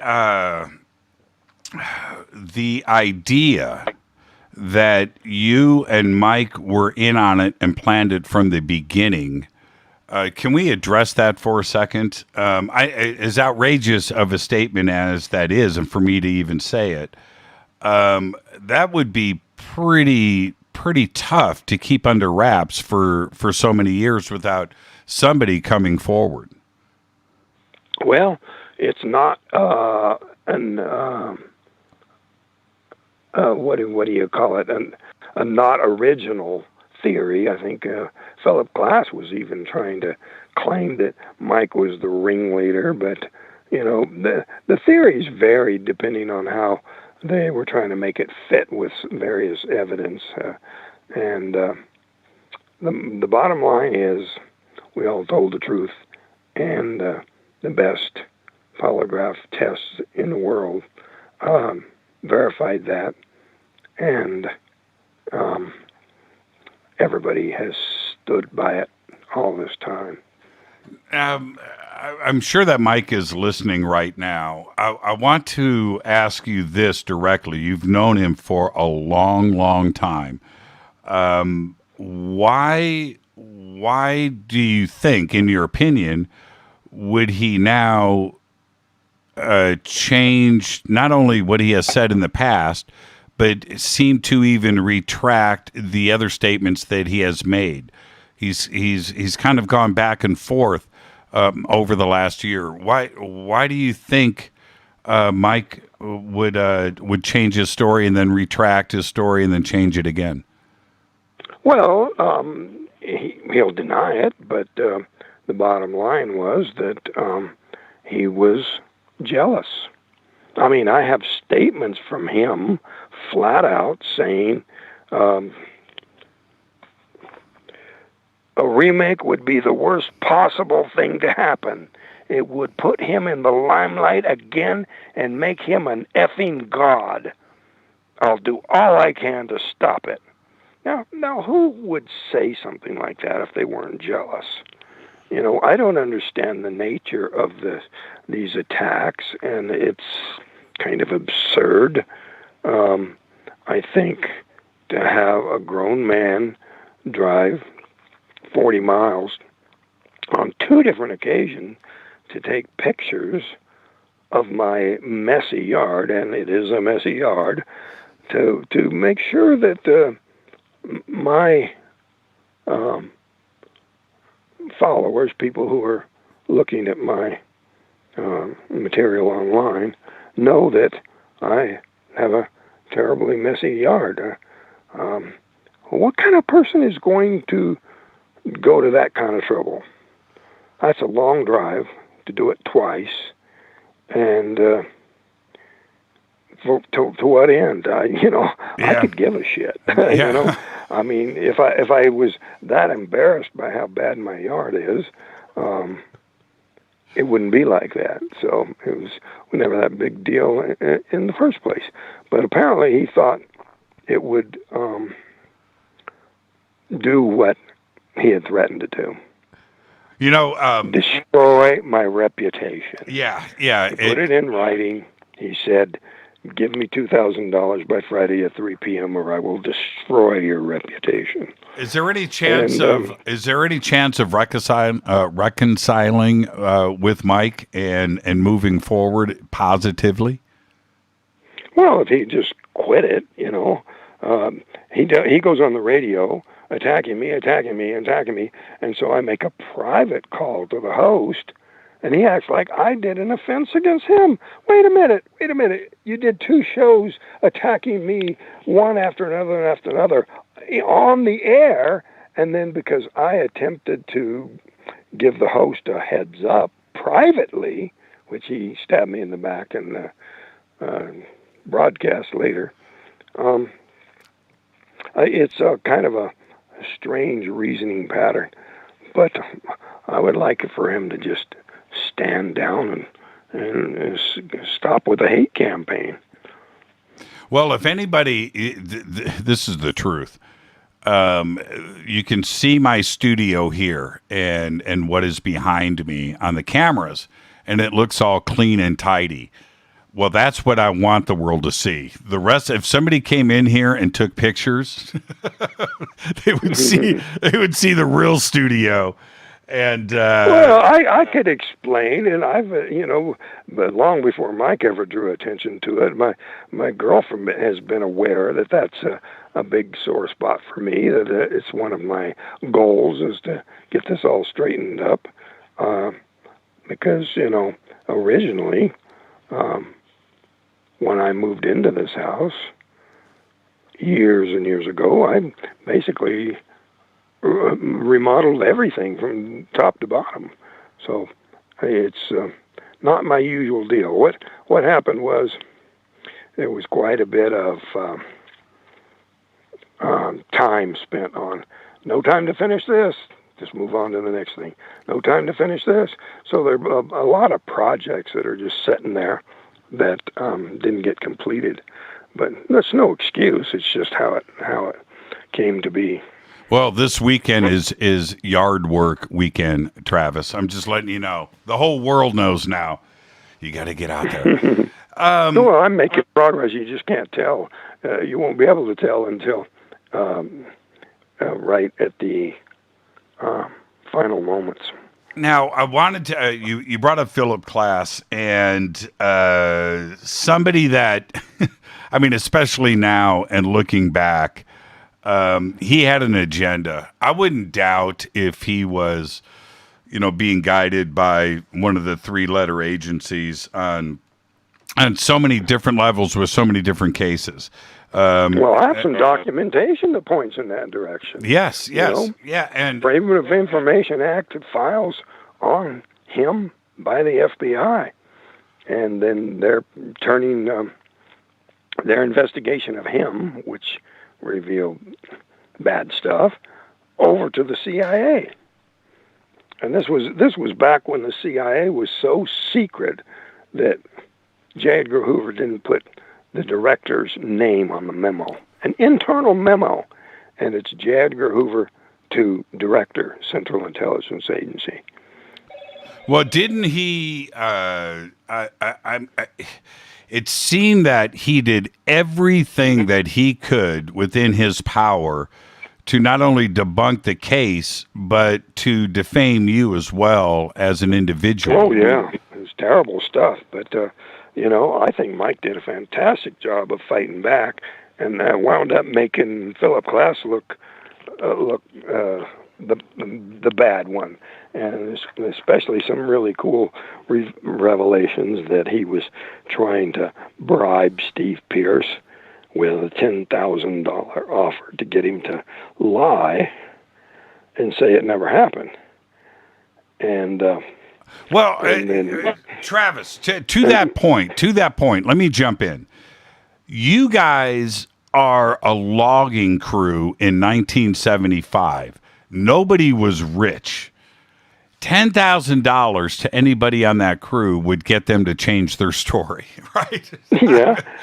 Steve actually said that he momentarily toyed with the idea at the time of accepting the offer, but his wife says, well, you say this really happened, right? And he goes, oh, yeah, I just want the money.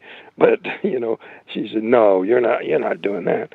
And so, to escape this kind of pressure, he changed his name and moved to Texas, but Philip Klass actually found out where he was, went out there, took him out to dinner, and tried to get him to take the $10,000, which, of course, never happened. $10,000 is a mountain of money in 1975. It's a mountain of money still today. I mean, that's a lot of bread. Yeah. Well, the curiosity is, where's this money coming from? And so this FOIA, this Freedom of Information Act file, in which J. Edgar Hoover is turning the investigation of Philip Glass over to the Central Intelligence Agency is very significant to me. It's a huge amount of money. They were investigating him in terms of revealing classified information. And, I mean, to the point where they were looking to see had he purchased radio transmitting equipment, all kinds of things. Now, what about the other part of this, which is when we talk about the community up there, it's not that big. Everybody knows everybody. There are so many people that are involved, and I'm talking about friends and family and coworkers, the towns. Nothing cracked. Nobody, as far as I know, Travis, did anybody come forward back then and say, this is a hoax? I know somebody. I know the 8th man that was in Gentry Tower. Did any of this get discussed over the years? Well, none of that, of course, because it was all just BS. Like, anybody that wanted to make up something to get attention was, pretty obvious. It was revealed that they're just trying to get attention and don't have much of a story. It fades real fast. This one guy claiming, just to get attention, I guess, that he used to work with me on the log landing, and that I would come in each morning and put fresh tinfoil inside my hard hat. This is just totally stupid. I had never worked with that guy on any log landing, and why would you need to change the tinfoil in your hat if that's what you were concerned about? But it's just stories that people told to attach themselves to it and be significant, like the guy that said, I was at that homecoming party for Travis Walton, but that was a movie device, and it never occurred. I didn't have a homecoming party, so he couldn't have been at that. The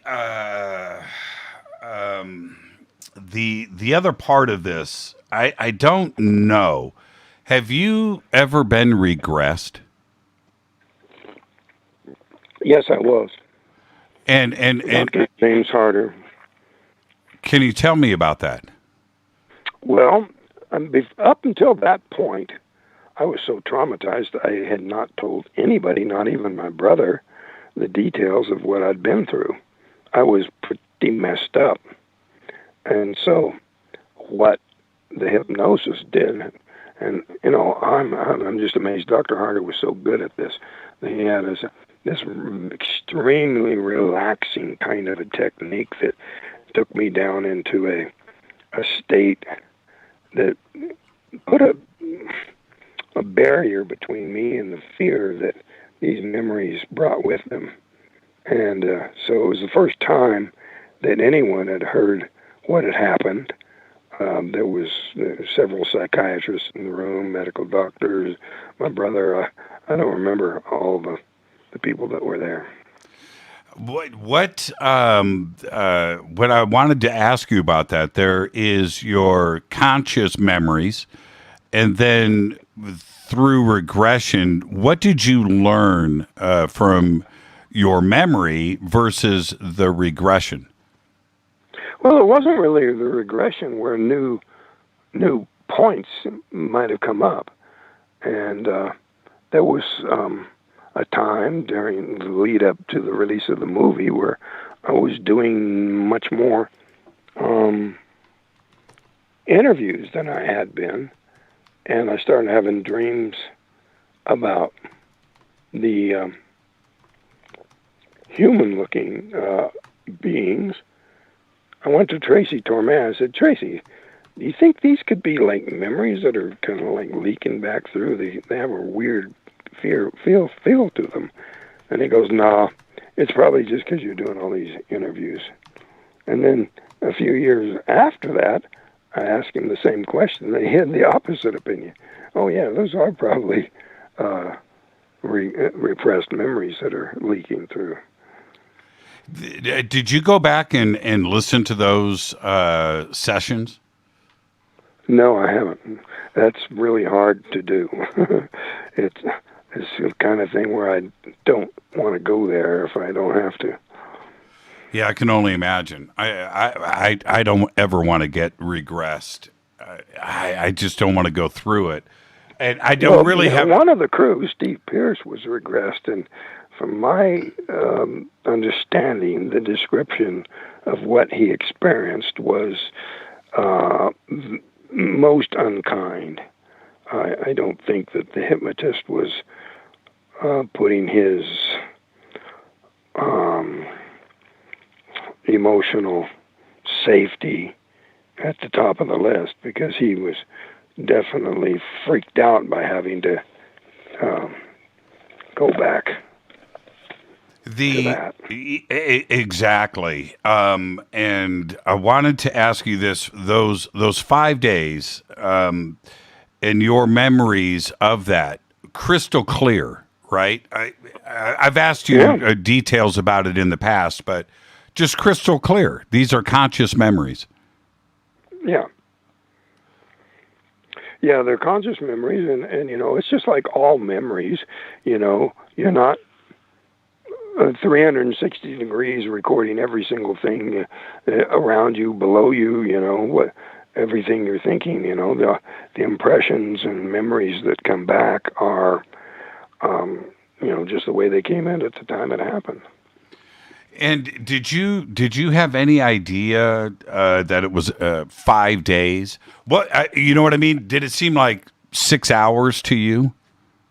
Oh yeah, I thought it was the same night, and that was something that came up. I don't know if it was while we were still in the truck when Dwayne first picked me up, or after he got me back to my mom's and was trying to, preserve evidence that might be on my clothing. But it became, I think it was while we were still at the phone booth, and he said something about how worried my mom had been for those days, and I said, what? I thought it was still the same night. He says, Travis, feel your face. And I had a 5-day growth of beard, and so I knew. He said, you've been gone for 5 days. Quite a shock. Did you at any point, Travis? Obviously, you're going to get interviewed and you're going to talk, but for yourself, did you ever sit down and write out everything and then suddenly realize, holy crap, it was 5 days. All of this stuff went down. No, I think I was either unconscious or fully blocked for the other time. And maybe, to protect me, it could have been, it was pretty grim sorts of treatment going on there. But, no, there's not 5 days of material in my mind about what I was going through. Although, I did suspect there was more involvement with the human-looking type. I think I've asked you this before, but it's been a number of years. Were you awake for those 5 days? Do you remember sleeping? No, I wouldn't call it sleeping. That's the reason I didn't know 5 days had gone by. Right. It was just a period of total unconsciousness. And did you feel, you're in the truck, right? Did you feel exhausted? I mean, what was the physical thing that you were? When I was returned, I was a mess. Yeah, totally. And I couldn't have survived a police interrogation that night. Although I found out that they did, the operator did listen in on the call to my family, and send deputies over there. But it was the middle of the night, so they didn't get there in time, which was just as well, because I couldn't have tolerated that kind of demands. Right. And how long was it before you were able to speak with the sheriff? It was like almost the next day or something, pretty soon afterwards. Sheriff Gillespie actually came to my brother's house and did an interview right there. I was pretty messed up and was able to...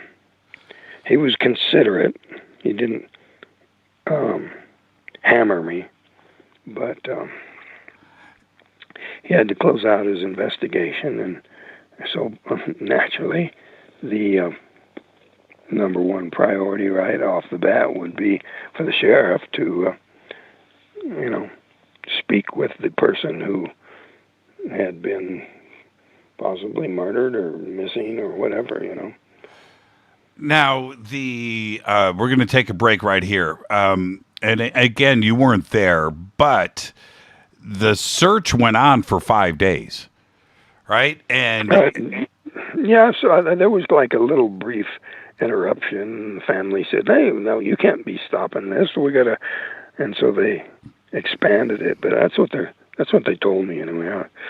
I don't know. I wasn't there. Yeah, you weren't there. But during these 5 days, also the crew is getting questioned over and over again, right? Oh yeah, it was pretty serious because they didn't know would I ever be returned. They didn't know, are they going to get hung for a crime they didn't do? And so it was just the feeling of the suspicion and the things that were being said. Just John walking down the street and people yell out the window, "Murderer!" And that's pretty hard to take. But also, the crew were intensely aware that law enforcement had them under suspicion, and one or two of the guys that had brushes with the law in the past felt that they might be railroaded or judged to be guilty of something that they knew they weren't. Let's take a break right here, Travis, and we will be right back. This is Fade to Black. Our guest tonight, Travis Walton. We are revisiting 1975. There's been rumors out there that Travis has been hoaxing this whole thing. Tonight, we put it to bed. This is Fade to Black. I'll be right back. Stay with us. Hi, everybody. This is Rob Halford, the Metal Guard on JimmyChurchRadio.com. This is KGRA Digital Broadcasting Station. Salt Lake City, Utah. Van Buren, Arkansas. Why is it we're not very good with our health regimen until it's too late? We don't put oil in the car until the engine blows up. When the body's out of balance, your health is not so good. Give your body some love. Log on to GetTheT.com. That's GetTheT.com. Try our Life Change Tea, which cleanses you from harmful intruders. A clean colon is one of the ways to bring the body in balance. We also carry organic supplements to help you get where you need to go. So do your body a favor. Log on to GetTheT.com. That's GetTheT.com. You can even visit our sales page to save some dough. Does anybody call money dough anymore? Anyway, if you're looking for short, helpful health tips, go to YouTube and punch in Health Matters Now. That's Health Matters Now. So, log on to GetTheT.com, shop, get balanced, then learn some cool tips at Health Matters Now. You'll be glad you did. That's GetTheT.com. Your contact for current news and trending topics. KGRARadio.com. This is Jimmy Church of Fade to Black, and I only drink Fade to Black blend coffee from River Moon. Just click on the River Moon Coffee banner at jimmychurchradio.com. Promo code F2B Blend. This is the only way forward. This is Fade to Black. Make contact. KGRARadio.com.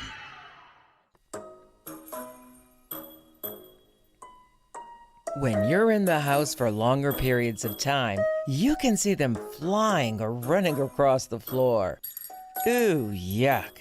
They're unhealthy, gross, and disgusting. Bugs. I loathe bugs. We keep a clean home, but occasionally bugs show up. Well, I found something that is tougher than bugs. Orange Guard.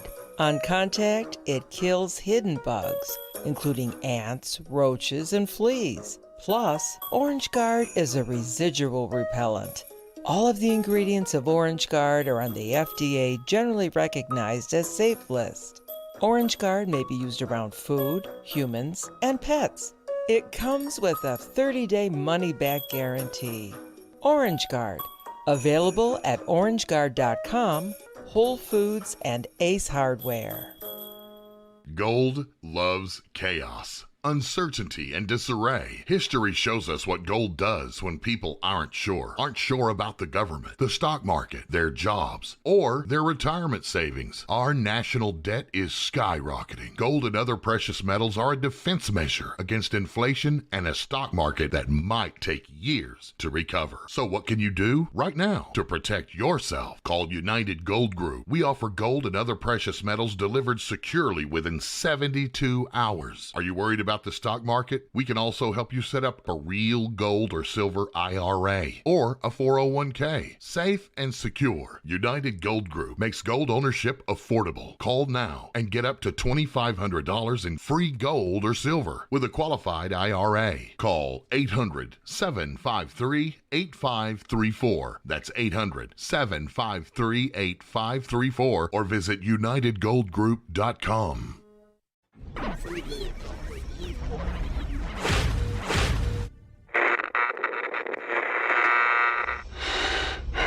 You want to know a secret? I love ponies. I really love ponies. I'm serious. I couldn't stay sane without ponies to brush. Why fade to black? Because you never got that pony, damn it.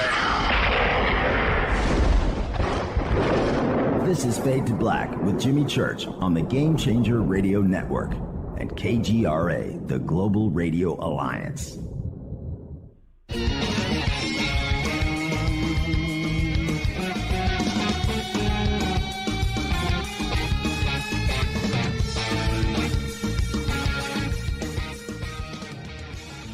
All right, welcome back. I was busy chopping. I love it. So, tonight, Travis Walton is here. We're revisiting 1975 and putting these issues to bed. And Travis, just to kind of circle back and recap to everybody what has been going on. There is a self-professed wannabe filmmaker that says that he wanted to do a remake of Fire in the Sky. And if I'm wrong, it was a lie. Yeah, it was a lie. We were talking about a documentary, which was very quickly dropped and made into nothing. But then, how did he report it to Mike? Oh, I'm working with Travis on a remake of Fire in the Sky, which is a damn lie. And things like telling Mike the network wouldn't meet Travis's price. It's just a damn lie. I just cut off all connection with him. I wouldn't, no more, no mas, you know. And this guy makes up this story about the, quote, network. There is no network. There is no network and no track record. He hasn't presented anything about his history or his CV or anything else. And all these mystery witnesses that he's not going to reveal who they are. Right. So we've got that. There's been a couple of minor podcasts out there that, whatever, I'm not going to give any of that any publicity. But and these statements were made. I'm wondering now how quickly these cockroaches are going to go back and scurry into the darkness. The world is behind you, Travis, and going after you is not really the best idea in the world. I just don't get that for a momentary. It doesn't seem like a good career move to me. If you were an unknown filmmaker, to start off with these preposterous lies about me having done or said things that's not me at all. It's not even. I mean, it's good grief, you know. If I'm not even going to dignify this stuff with a denial. It's absurd. The other part of this is I've made my statements out there in social media, and not to go and repeat everything, but the Travis Walton case has been researched, looked into by everybody from every angle for 4 decades. For 4 decades. And if anything was wrong, or if anything didn't feel right, it would have surfaced, and that would have been investigated. And I just need to make that statement right now. I cannot think of another case like this. This is modern, Travis. This isn't 1900. This isn't 1940. This is 1975. Most of everybody that is involved is still alive and can be spoken to, and except for Philip Glass, right? He's gone. But these are the facts of the case, Travis. And for me to state it like this, I'm not wrong. And well, you know, there is something I would like to add about crapola that's being revived. You know, like I said, a half-truth is a full-on lie. There was a show called The Moment of Truth, and it was a fraudulent television show from the get-go. It was a fraud. And so I went on, very foolishly, baited with the idea that they had this $5,000, $50,000, I don't know, some huge prize money. But I was so stupid. The examiner's job was to make sure nobody ever got any prize money. There was a lady that sued them because they were saying that she had cheated on her husband, and she did not. And worse than that, there was a group of polygraph professionals out of New York called Global Polygraph that were on that show's case as being a total fraud and in violation of every single basic principle of polygraph. Now, that supposed test that I supposedly flunked, was reviewed by Dr. David Raskin, the author of the #1 textbook on polygraph, and declared to be deficient in every way, and not following and not capable of achieving a meaningful result in any way. And it's not just Dr. Raskin that said that. Cy Gilson, the state police polygraph examiner that tested all of us, including me, looked at the methods that were employed and said there's no way that you could get an accurate result with that. Well, the people that want to resurrect this stupid old show and try to act like, well, aha, there was one that he flunked. Well, it was not a test in the first place. It was all just garbage. And anybody that, their claim to fame was that they passed with Cy Gilson, has to take his judgment that the show was destined to never allow a truthful result. And the so-called examiner died soon after, and the show was canceled, and they were sued from 6 Ways from Sunday. But people dig up this old crap, and it's embarrassing to me, but it has nothing to do with a good, decent, straight polygraph by professionals. I not only took tests in the plural from Cy Gilson, but also from another organization that did the testing for the United States Marshal and the New Mexico State Prison. Good, solid, respectable law enforcement polygraph, and passed with flying colors. And that's the kind of stuff that gets swept aside for them to say, moment of truth. Aha! Right. No, afraid not. I want to sort of change gears here, but not really. In that over the last 3 years, certainly the last year, and then going down to the last 3 months, UFOs, UAPs have been all over the media. UFOs and alien contact has suddenly been okay to talk about. And I would like to circle back and get your thoughts on that. But is it because of everything that is happening with social media and the media right now that you are being focused on? Is that beyond coincidence?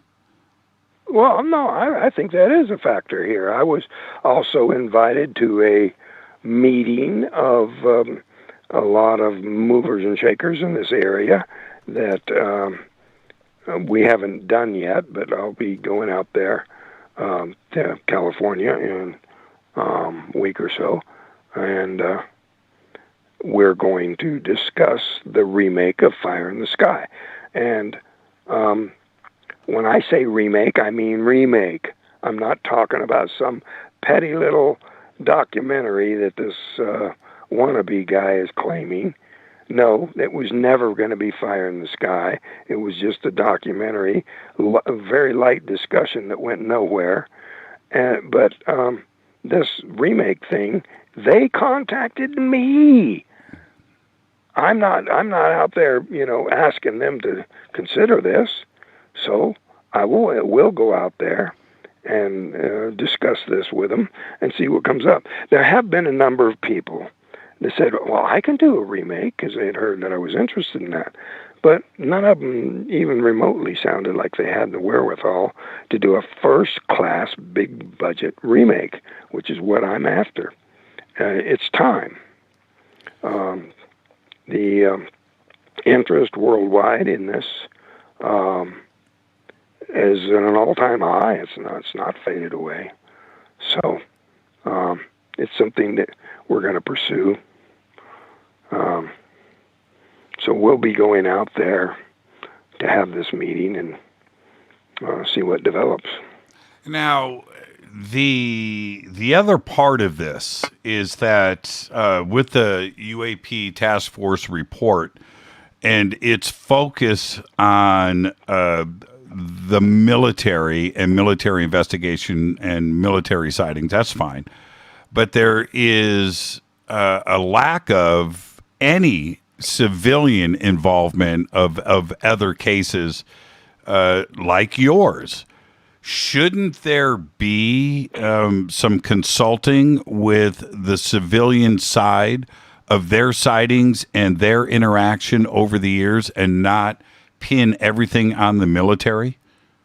Yeah, well, I've realized that in an ideal world, they would be more interested in experiences like this. But and I think what happened with us is something that has really added impetus to this whole thing. But I understand that from their point of view, in order to take an official look at things, you've got to justify it from the military point of view.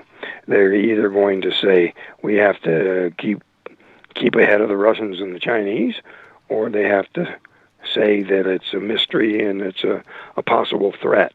But the idea of threat justifies military expenditure and attention to it, and no harm in done there as to launch the program on that basis. And I'm sure they're going to look beyond. This is not going to be a repeat of the Air Force Project Blue Book, which was designed to hush it all up, make it all go away. And, you know, we do know that that's where they came up with things like swamp gas to explain this away. That came out of Blue Book.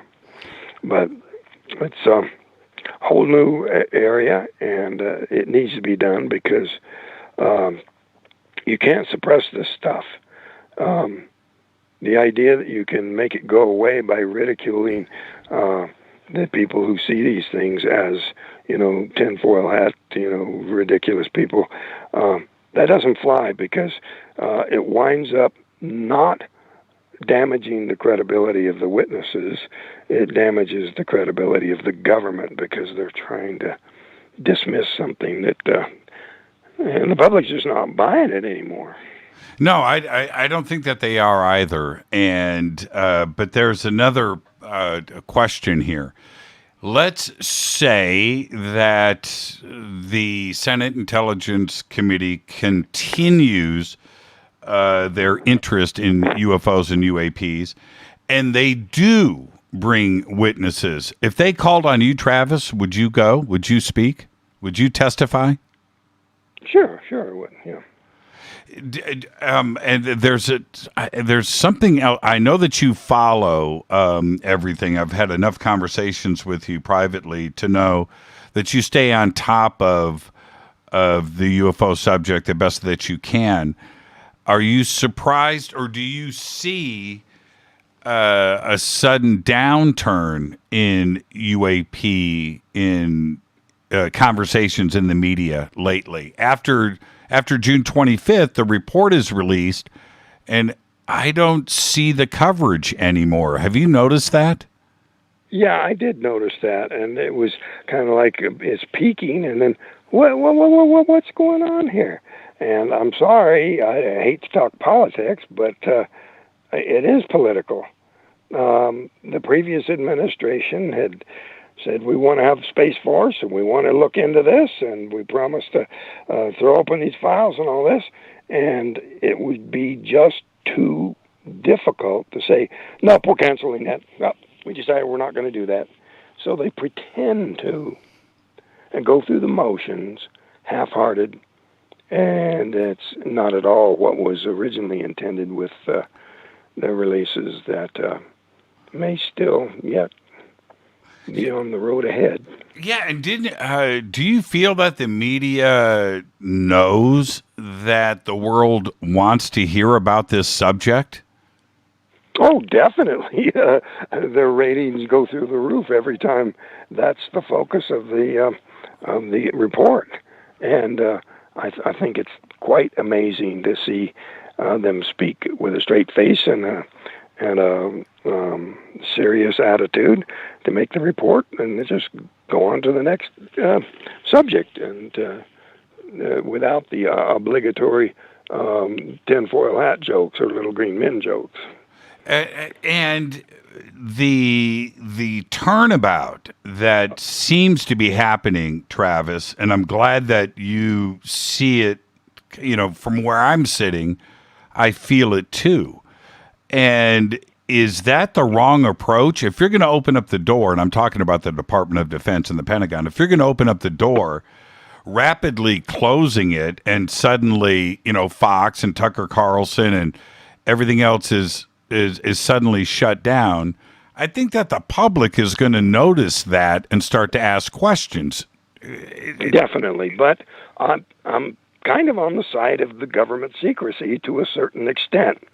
I've always thought that to just throw open the books and let them know everything we've got would be extremely unwise, because the Chinese and the Soviets and perhaps others have collected their own data, information, things that they're certainly very eager to know what we have.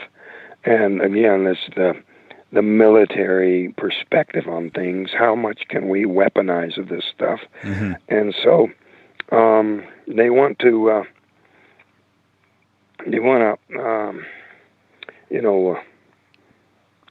pursue it, but not so completely that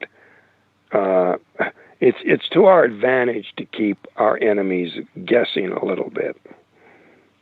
It's been that way in the militaries for thousands of years, right? That's the play, and I get that part of it. There's another part though, where in the UAP task force report and in the media and so forth, where threat has been repeated over and over again, and I understand things coming in and out of our airspace freely, why that would be considered a threat. But in a general sense, I don't know of any UFOs firing laser cannons at anybody, right? In your experience, did you ever feel threatened? I know that you were scared, but did you feel threatened? No, I didn't. And I've, tried to sort of reverse that, because I went along with the idea that this, was just a horror story. I mean, that was Hollywood's take on it.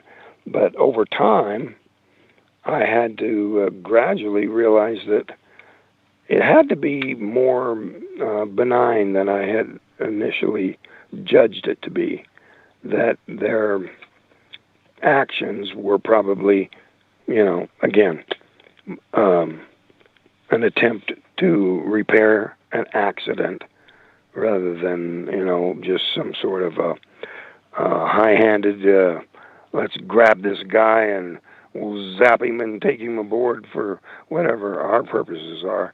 And I don't think that's it at all. If I hadn't been so foolish, it probably never would have happened at all. Well, and I think you stated pretty clearly that you felt that you weren't abducted, right? That they were trying to help you. An ambulance call, right? Than an abduction, as far as terminology is concerned. Yeah. If they hadn't have picked you up, do you think you might have died?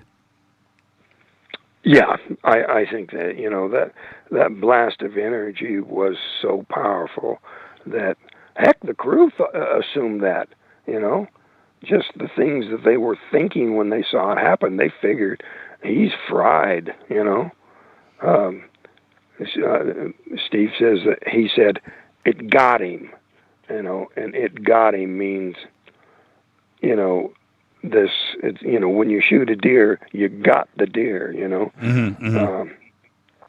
So it was definitely the perception that something totally fatal.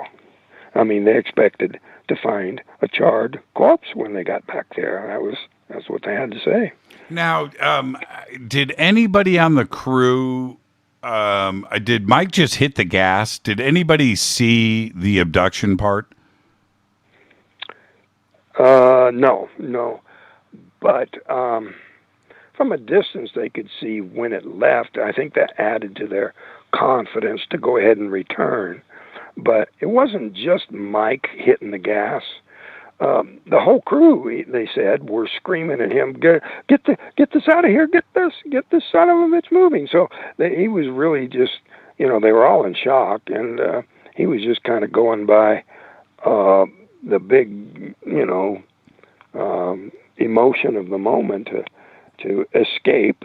He was the crew boss. He was responsible for the lives of the remaining men, and getting them to safety was just his, natural role at that point.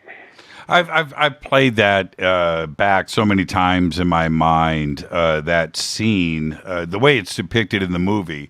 Would I have done what Mike did, right? Left his friend, right? Would I have done that? I didn't like that aspect of the movie, because I think that was the smartest thing to do. I was the one who did something dumb, and he was getting the crew to safety. And I think the movie sort of played that up, and the remake is definitely not going to go that way. We're not going to have the crew getting out and standing by the road and refusing to return, because they were all on board with that, to go back and try an attempt to rescue. One last question, a bit of a fun question, but have you ever thought about going back either to the scene or, just privately looking up to the stars going, I want to do this again? Can you come back? Definitely not. Some of the crew have gone back and they had their own sort of pilgrimage, a personal search for meaning, gone back to the site. But, I've been back there too, and with some of the guys, and we've kind of definitely got a unique emotional feel that we have together when we're there, but it's nothing I can really share with you because it's really private, I mean, sure, you guys have their own reaction to something that was very hard to cope with. Now, what about people like me, Travis, that goes out at night with their night vision and looking up and consciously reaching out to our ET brothers and sisters saying, hey, show yourselves? Is that a good idea? Well, no.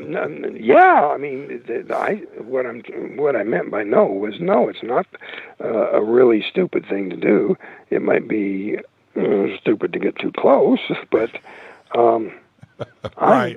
I'm actually kind of surprised that more people don't see things because of other incidents that happened with me and some of the other guys. It's not that rare, and boy,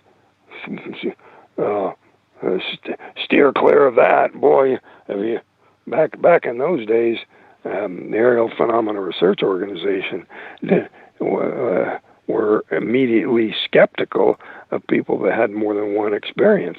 Like, it had to be so rare that to have more than one just defies the odds. But the truth is, I have in an incident that I feared with others, one with Mike, where we saw a very profound sighting, and quite a other group of witnesses together on that one.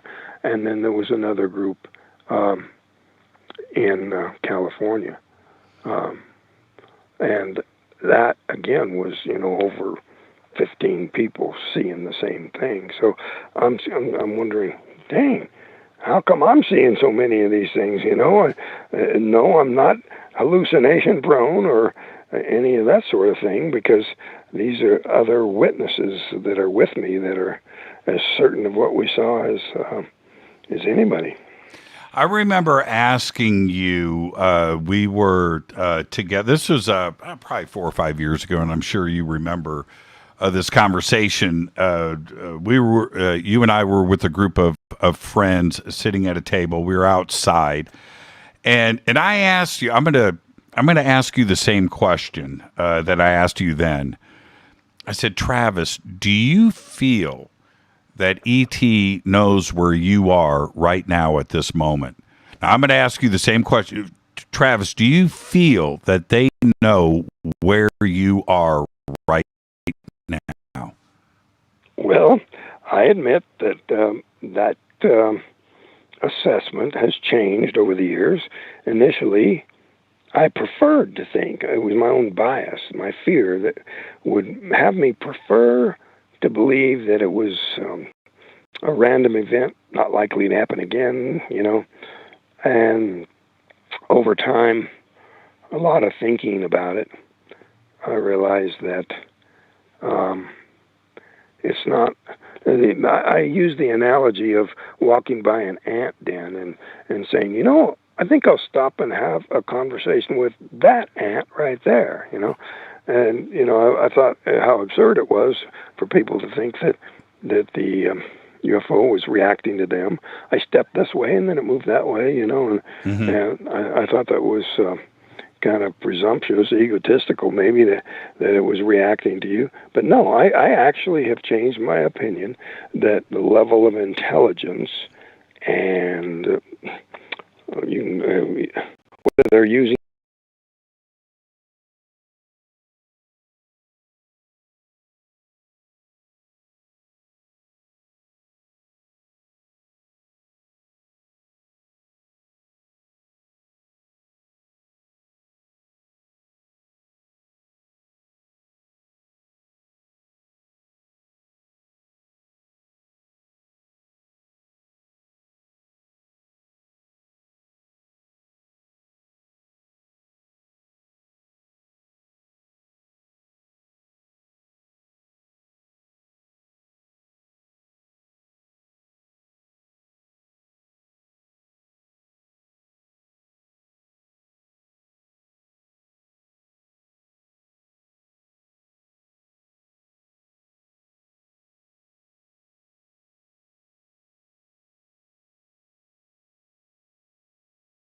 to back again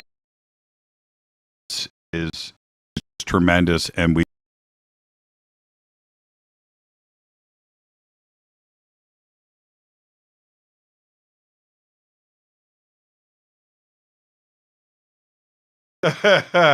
Travis, you're the absolute very best, and let's circle back and do it again, but we're not going to talk about 1975. That's my promise. Something else, yeah. We'll move on to other topics. Travis, you're... Thanks, Jimmy. Have a good night. You too. Travis Walton, and there you go. I want to thank Travis for taking the time tonight with everything else that is going on to come on this program and talk about it. Thank you so much, Travis. Be safe out there. I'm your host, Jimmy Church. This is Fade to Black. I'm going to take a break and come back and take your phone calls. Stay with me. I'll be right back.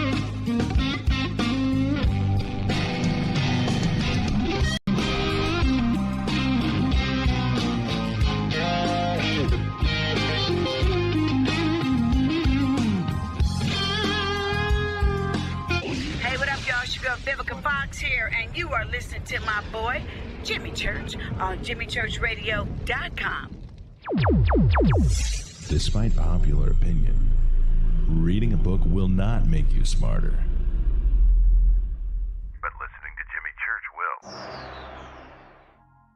This is Jimmy Church of Fade to Black, and I take Life Change Tea supplements every single day. It's what I do. Click on their banner at JimmyChurchRadio.com.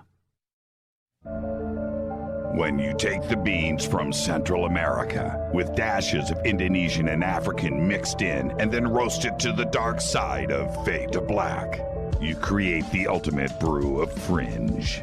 Introducing the Fade to Black blend from Rivermoon Coffee. Yes, Rivermoon's darkest customized roast was created for the love of Fade to Black. The alchemy of masterful roasting and smoking the beans is in every sip of this full-bodied, dark Java. I need my coffee dark, deep, with distinct bittersweet chocolate highlights, just like the bunker. Leaning further into the darkness of the roast is Fade to Black blend from Rivermoon Coffee. Just click on the banner at JimmyChurchRadio.com and use the promo code F2BBLEND for 15% off of your order today. This is Billy Carson with ForbiddenKnowledge.tv. Forbidden Knowledge TV has just reached its 1-year anniversary. That's right, 1 year. And as a show of appreciation, we are giving all new subscribers a free 30-day trial of ForbiddenKnowledge.tv. That's 30 days to binge watch thousands of movies, documentaries, conferences, workshops, lectures, yoga classes, meditation courses, and so much more. So log on to ForbiddenKnowledge.tv from your computer or mobile device, or get the Forbidden Knowledge TV app on Apple TV, Roku, Amazon, iTunes, or Google Play today, and use coupon code 30daysfree. That's coupon code 30 days free on ForbiddenKnowledge.tv today.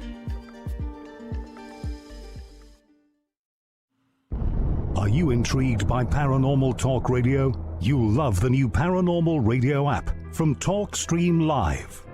You'll find a great selection of talk shows covering UFOs, ghosts, strange phenomena, and much more. Download the Paranormal Radio app now and start listening to the very best in paranormal talk entertainment, including the network you're listening to right now, the Paranormal Radio app, free in Google Play and the iOS App Store. Erica, Brittany, Gabby, and you're listening to JimmyChurchRadio.com. It's not a lifestyle we chose. We were born this way. KGRARadio.com.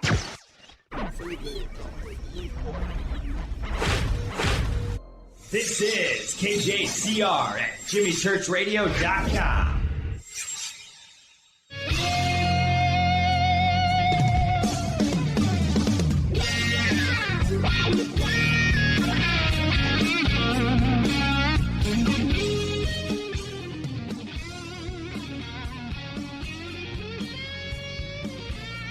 I got to hit the button. Welcome back. Fade to Black. I'm your host, Jimmy Church. I want to thank Travis Walton. Man, I'm just going to say this, and I know that I've been posting a lot on social media and speaking about things over the last week, but when this drama came across my desk and I started to see the things that I was seeing out there, now, I didn't go. I'm going to tell everybody right now, I didn't listen to any of those podcasts or live streams or anything that went on out there. Nope, not going to do it. And I don't have any interest in that. And also, I'm just too plain busy. So, but when I started, and I was like, no, really? And I immediately picked up the phone and called Travis. And I said, Travis, man, how you doing? He goes, man, you know what? I'm doing pretty good considering. And I asked Travis out of the gate. I literally said, Travis, I was in my car, pulled the Jeep over to the side of the road, put it in park. I said, Travis, just tell me that this BS about the hoax is just that. And that's all. That's it. I just wanted to cut to the chase, and I sat for about 30 minutes on the side of the road, talking to Travis about all of this, and it was just pretty amazing to me. And all that this was the amazing part for me. All that kept replaying in my mind is I've dealt with stuff, for a week or 2 weeks or a month. But Travis has been dealing with this for 45 years. And the anger that I had inside of me, I think was completely justified. In that 45 years. And here I am having to speak to him about this again. And that was it. I said, Travis, you want to come on Fade to Black? I absolutely do. All right, let's just discuss it. I will discuss everything. Okay, let's do this. And that is who Travis Walton is. So if you are out there and if you're listening to my voice right now and you want to talk smack, save it. It's not going to go anywhere. By you doing that for your own ego, because that's the only reason it's done. You're doing it for clicks. You're doing it for ego. You need to really just check yourself and think about who are you as a person? Who are you really? Are you that burnt inside of you that your soul is a smoldering lump of black coal? Really? You need to stop and think about that. And when I bring guests on this show, I do it for a reason. And those reasons are I find the guests interesting and it's a conversation that I want to have. And that's it. There's no agenda to this show. And I have always fought that. I've always fought the agenda. I don't have an agenda here. I just want to have a conversation. I want to talk about what I want to talk about. And if people find it interesting, they listen. If they don't find it interesting, then they don't listen. Whatever. But this is my show. And then I'm finding that because of the doofuses and the dolts that are out there, that I have to turn around and have Travis on as a guest who's a great guy, and I love having him on. I love hanging out with him. But to have him on the show to talk about these things just irks me. So I spent my time over here chopping. Anybody that just stepped out of line in the chat room, you're gone. You're gone. That's it. I've got zero patience these days. Zero patience. And I want to thank Travis for coming on this show tonight and not only answering difficult questions, right? But they're only difficult because of dolts and doofuses. That he has to go back and revisit and relive this again like this on these terms. Man, so thank you, Travis. Thank you so much. And I truly mean it. I had said to Travis, I'm going to get to the calls in a second. You just wait right there. I said to Travis earlier in the show about the conversation that I had with Peter Robbins. And Peter, you the man, by the way. But I'm talking to Peter and this passion, that is coming out of the two of us. And I know Peter, man, a researcher and the work that he is. So he is focused on the facts and the research and the witnesses and the testimony and the polygraphs and the tree rings and all that, that's Peter. And that's great. But I said, Peter, stop. It's Travis's eyes. I look into those eyes and I see the man. That is the evidence that I need. And I'm just done with it. Anybody out there, I don't have time for you. I just don't.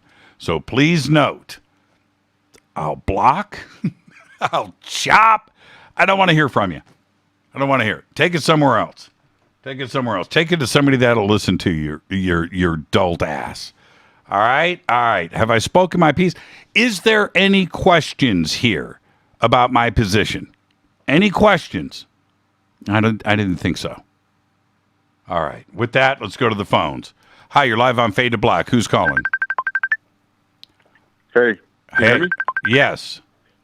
Hi, my name is Jim, calling from San Francisco. And first, two things. I definitely believe Travis Walton. Always have been. Just, I understand being kind of an experiencer myself. I understand where he's coming from, and I understand people who have doubts when you tell them. So, second thing, just a few weeks ago here in San Francisco, I'm on the roof of my building, and wave after wave of these orbs are coming over the building. And it was probably about 3 waves that came over with about 15 to 20 of these glass-looking orbs coming over the building. And I thought to myself, like a day later, it's like, nobody's interested in hearing about this. And it bothers me, that these things can just fly over city and nobody cares about it. What happened? Nobody to report it to? Yeah. Wait. Oh, what was your name again? I'm sorry. Sorry, my name is Jim, calling from San Francisco. All right, Jim. What happened again? So I'm on the roof of my building, just getting some sun. I have like an 8-story building that I live in, and I was on the top of it getting some sun. And it's not the first time I've seen it. These orbs come over the building in waves of like 15 to 20 of them. They're glass-looking with 2 lights inside of them, all looking the same thing, and they just come over in waves. There were about 3 waves, about 15 to 20 of them, and they just fly over the city, and nobody seems to notice. And there's really nobody to report it to. I had thought about it, and it's just like, I know there's a National UFO Reporting Center, but, it just kind of goes into a big, deep hole there, a black hole there. So in reality, there's nobody to report it to. The police don't want to hear it. The Air Force doesn't want to hear it. But it bothers me that these things just can fly over the city, and nobody does anything about it. Do you ever don't even know what they are? Yeah, right. Jim, do you ever think that maybe it's just for you? A friend of mine mentioned that too. He said maybe you're just seeing them, and I was like, well, possibly, but and that's definitely a possibility. And this is let me relax you just a bit, okay? I'm just going to share a couple of things with you. But back around 2008, now we're in 2021, okay? So we're going back 12, 13 years ago, 2008. And I am driving down a windy mountain road into the San Fernando Valley. And I'm going to get you to, hey, just hang on for a second. I got to do this really quick so this isn't loud over the air. So just stay patient with me, Jim. I'm going to be right back to you. Okay. All right, Jim, I'm sorry I had to do this, but there you go. I had to do it. I just didn't want any. Okay, Jim, I'm back. This is what happened. I'm going down this windy road into the San Fernando Valley, and the San Fernando Valley has a couple of million people in it. And you can see the lights, and it's very compressed, and you have all the cities there. And I'm driving down, and I'm looking at the lights, and suddenly this object, white, comes out of the, down from the star. It comes down through the middle of my windshield and goes straight and looks like, and it only lasted for about a second or two, but, and what appeared to be a crash in downtown Van Nuys. Now, I was expecting an explosion. Okay? Now, we're talking about a couple of million people that are there. It's 10 o'clock at night, or it's 10:24. And everybody had to have seen this. Now, I drive home, I turn on the news, 11 o'clock news. I'm waiting to see news about this.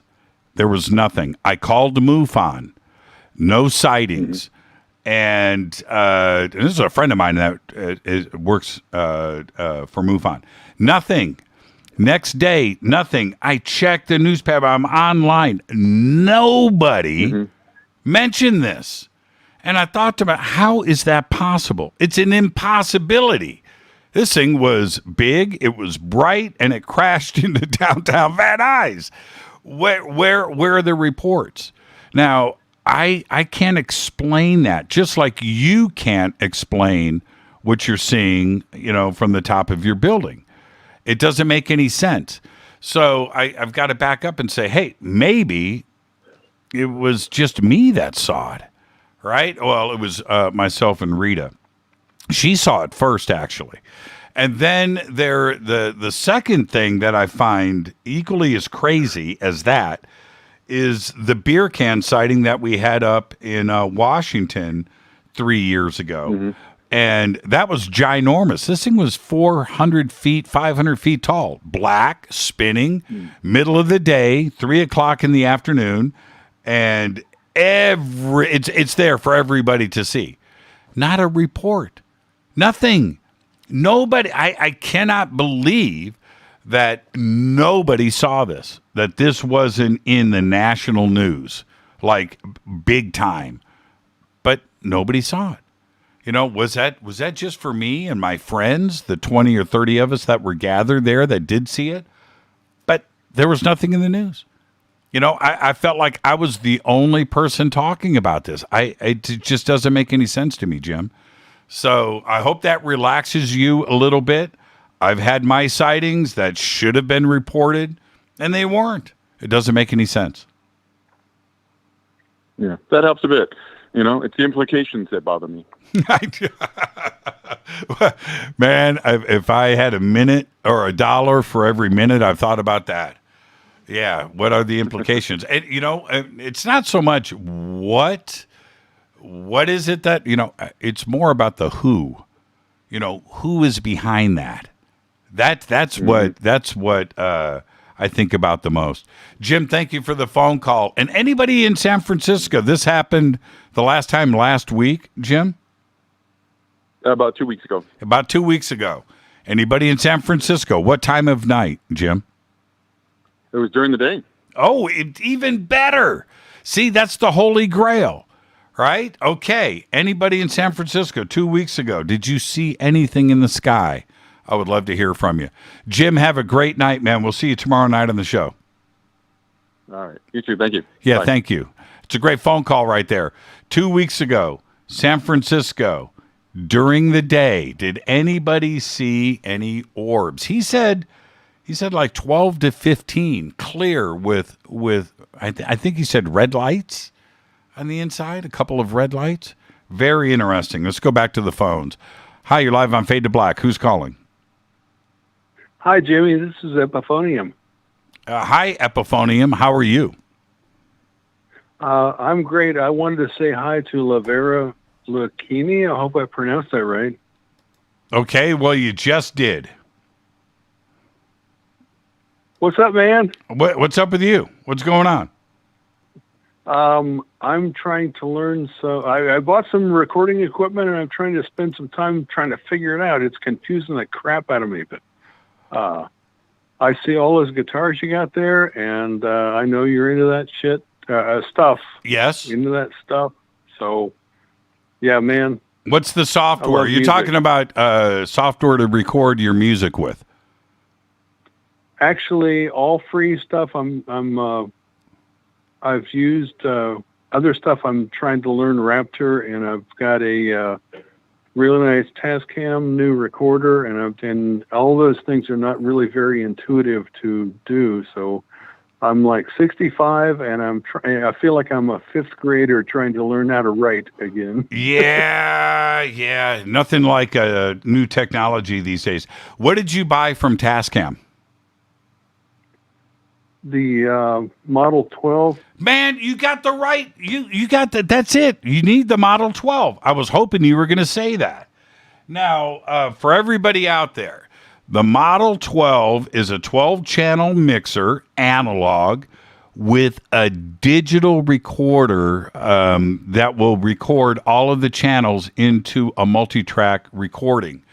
And you got it. Yeah. There's a video. If you go online and you search Jimmy Church Tascam demo, there's a video of me presenting that at the NAMM show to a couple of NAMM attendees, a father and daughter, I think. And I take them through the Model 12. You were instrumental in that. That was awesome. Oh, you saw it? You saw it? Yes, you had nothing to gain or lose by doing that. You were just doing that to have fun, and it was awesome. Yeah, and it was funny because Neil from Tascam was standing there, and he happened to record it, and I didn't know about it. Then he sent me the video later. It was pretty funny. But anyway, so the Model 12, all you need to really know about that is you can plug in a microphone and hit record. It's going to record on that track, whether it's track 1, 2, 3, 4, whatever, wherever the mic pre's are. But anything else that you plug in on those tracks, it's going to record it. And then you can simply hit play, and it's going to play those tracks back on those faders. And you are going to, I just said faders. You're going to learn really quickly how easy it is to run. But if you have any questions or anything like that, I can actually point you to, I'd be more than happy to do it. Somebody over at Tascam that can walk you through it. But man, you got the right piece of gear. You're going to be so happy. I had way back in the 80s, I had a Tascam reel-to-reel, a 4-track simul-sync thingy, but this is so much simpler, and it's actually a fourth of the price of what that was way back then. I know, right? It's a great piece of gear, man. Amazing. You're going to love it, Epiphonium. Thank you for calling in, and great show tonight with Travis. Thank you so much. Hey, thanks, man. I love your show, dude. You're the best. Thank you. And with that, he did, man. He got the right piece of gear. He got the right piece of gear, the Tascam Model 12. And there are some people from Tascam listening right now going, yeah, Right on. Yeah, if you guys haven't seen that video, just go and look it up. I think it's like Tascam Jimmy Church demo or something of them's natures. All right, I got time for one more phone call. Hi, you're live on Fade to Black. Who's calling? Hey, Jimmy, this is Sergio. How are you? Hey, Giorgio. How are you? Oh, not bad, man. I long-time listener, man. I'll tell you what, your show is up there. I just can't help but notice. I really wish Art Bell was around to be around for this historic times that we're in right now, man. I'll tell you the truth. There's a lot of Jim Mars. I wish Jim Mars was here. Stanton Friedman.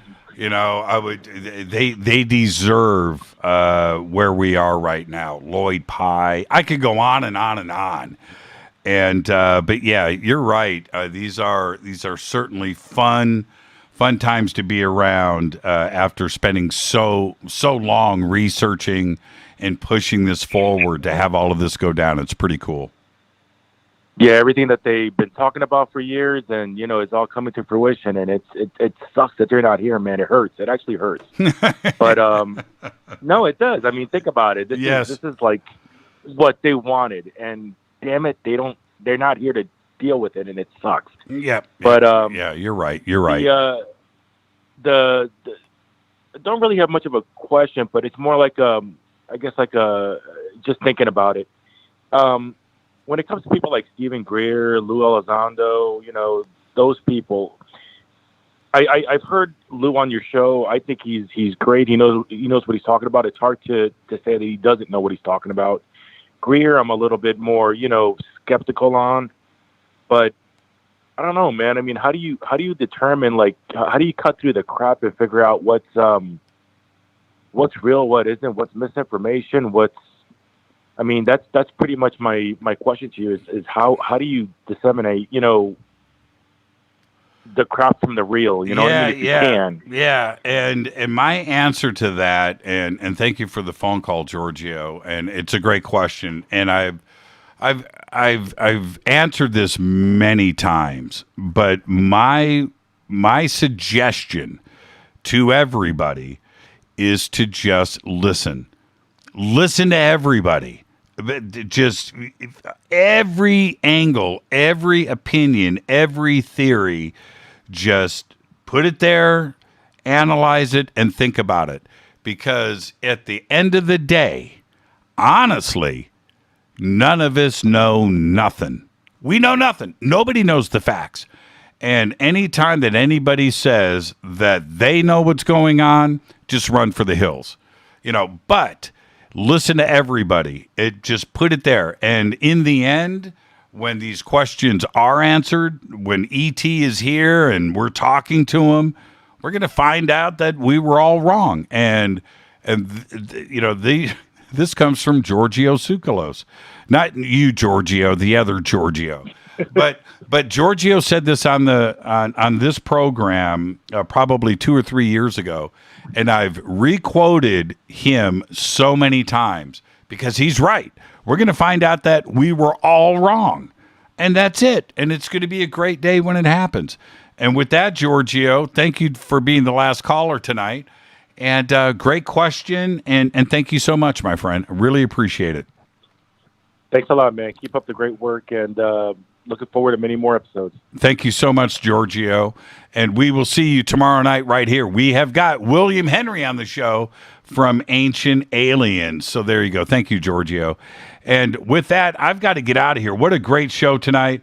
I want to thank once again Travis Walton for coming in here and laying it all out. What a great conversation. Fade to Black is produced by Hilton J. Palm, Renee, Dennis, and Kevin. Announcers are Steve Harder, Gene Vitoa, Mark D. Kovar. Webmaster is Drew the Geek. Music, Doug Aldrich. Intro, Spaceboy, spaceboymusic.com. Fade to Black is produced by KJCR for the Game Changer Network, and syndication is KGRA, The Planet. This broadcast owned and copyrighted 2021 by Fade to Black and the Game Changer Network, Inc. It cannot be rebroadcast, downloaded, copied, or used anywhere in the known universe without written permission from Fade to Black or the Game Changer Network. I'm your host, Jimmy Church. Tomorrow night, right here, William Henry. Until then, I want everybody to be safe, It's time to fade to black.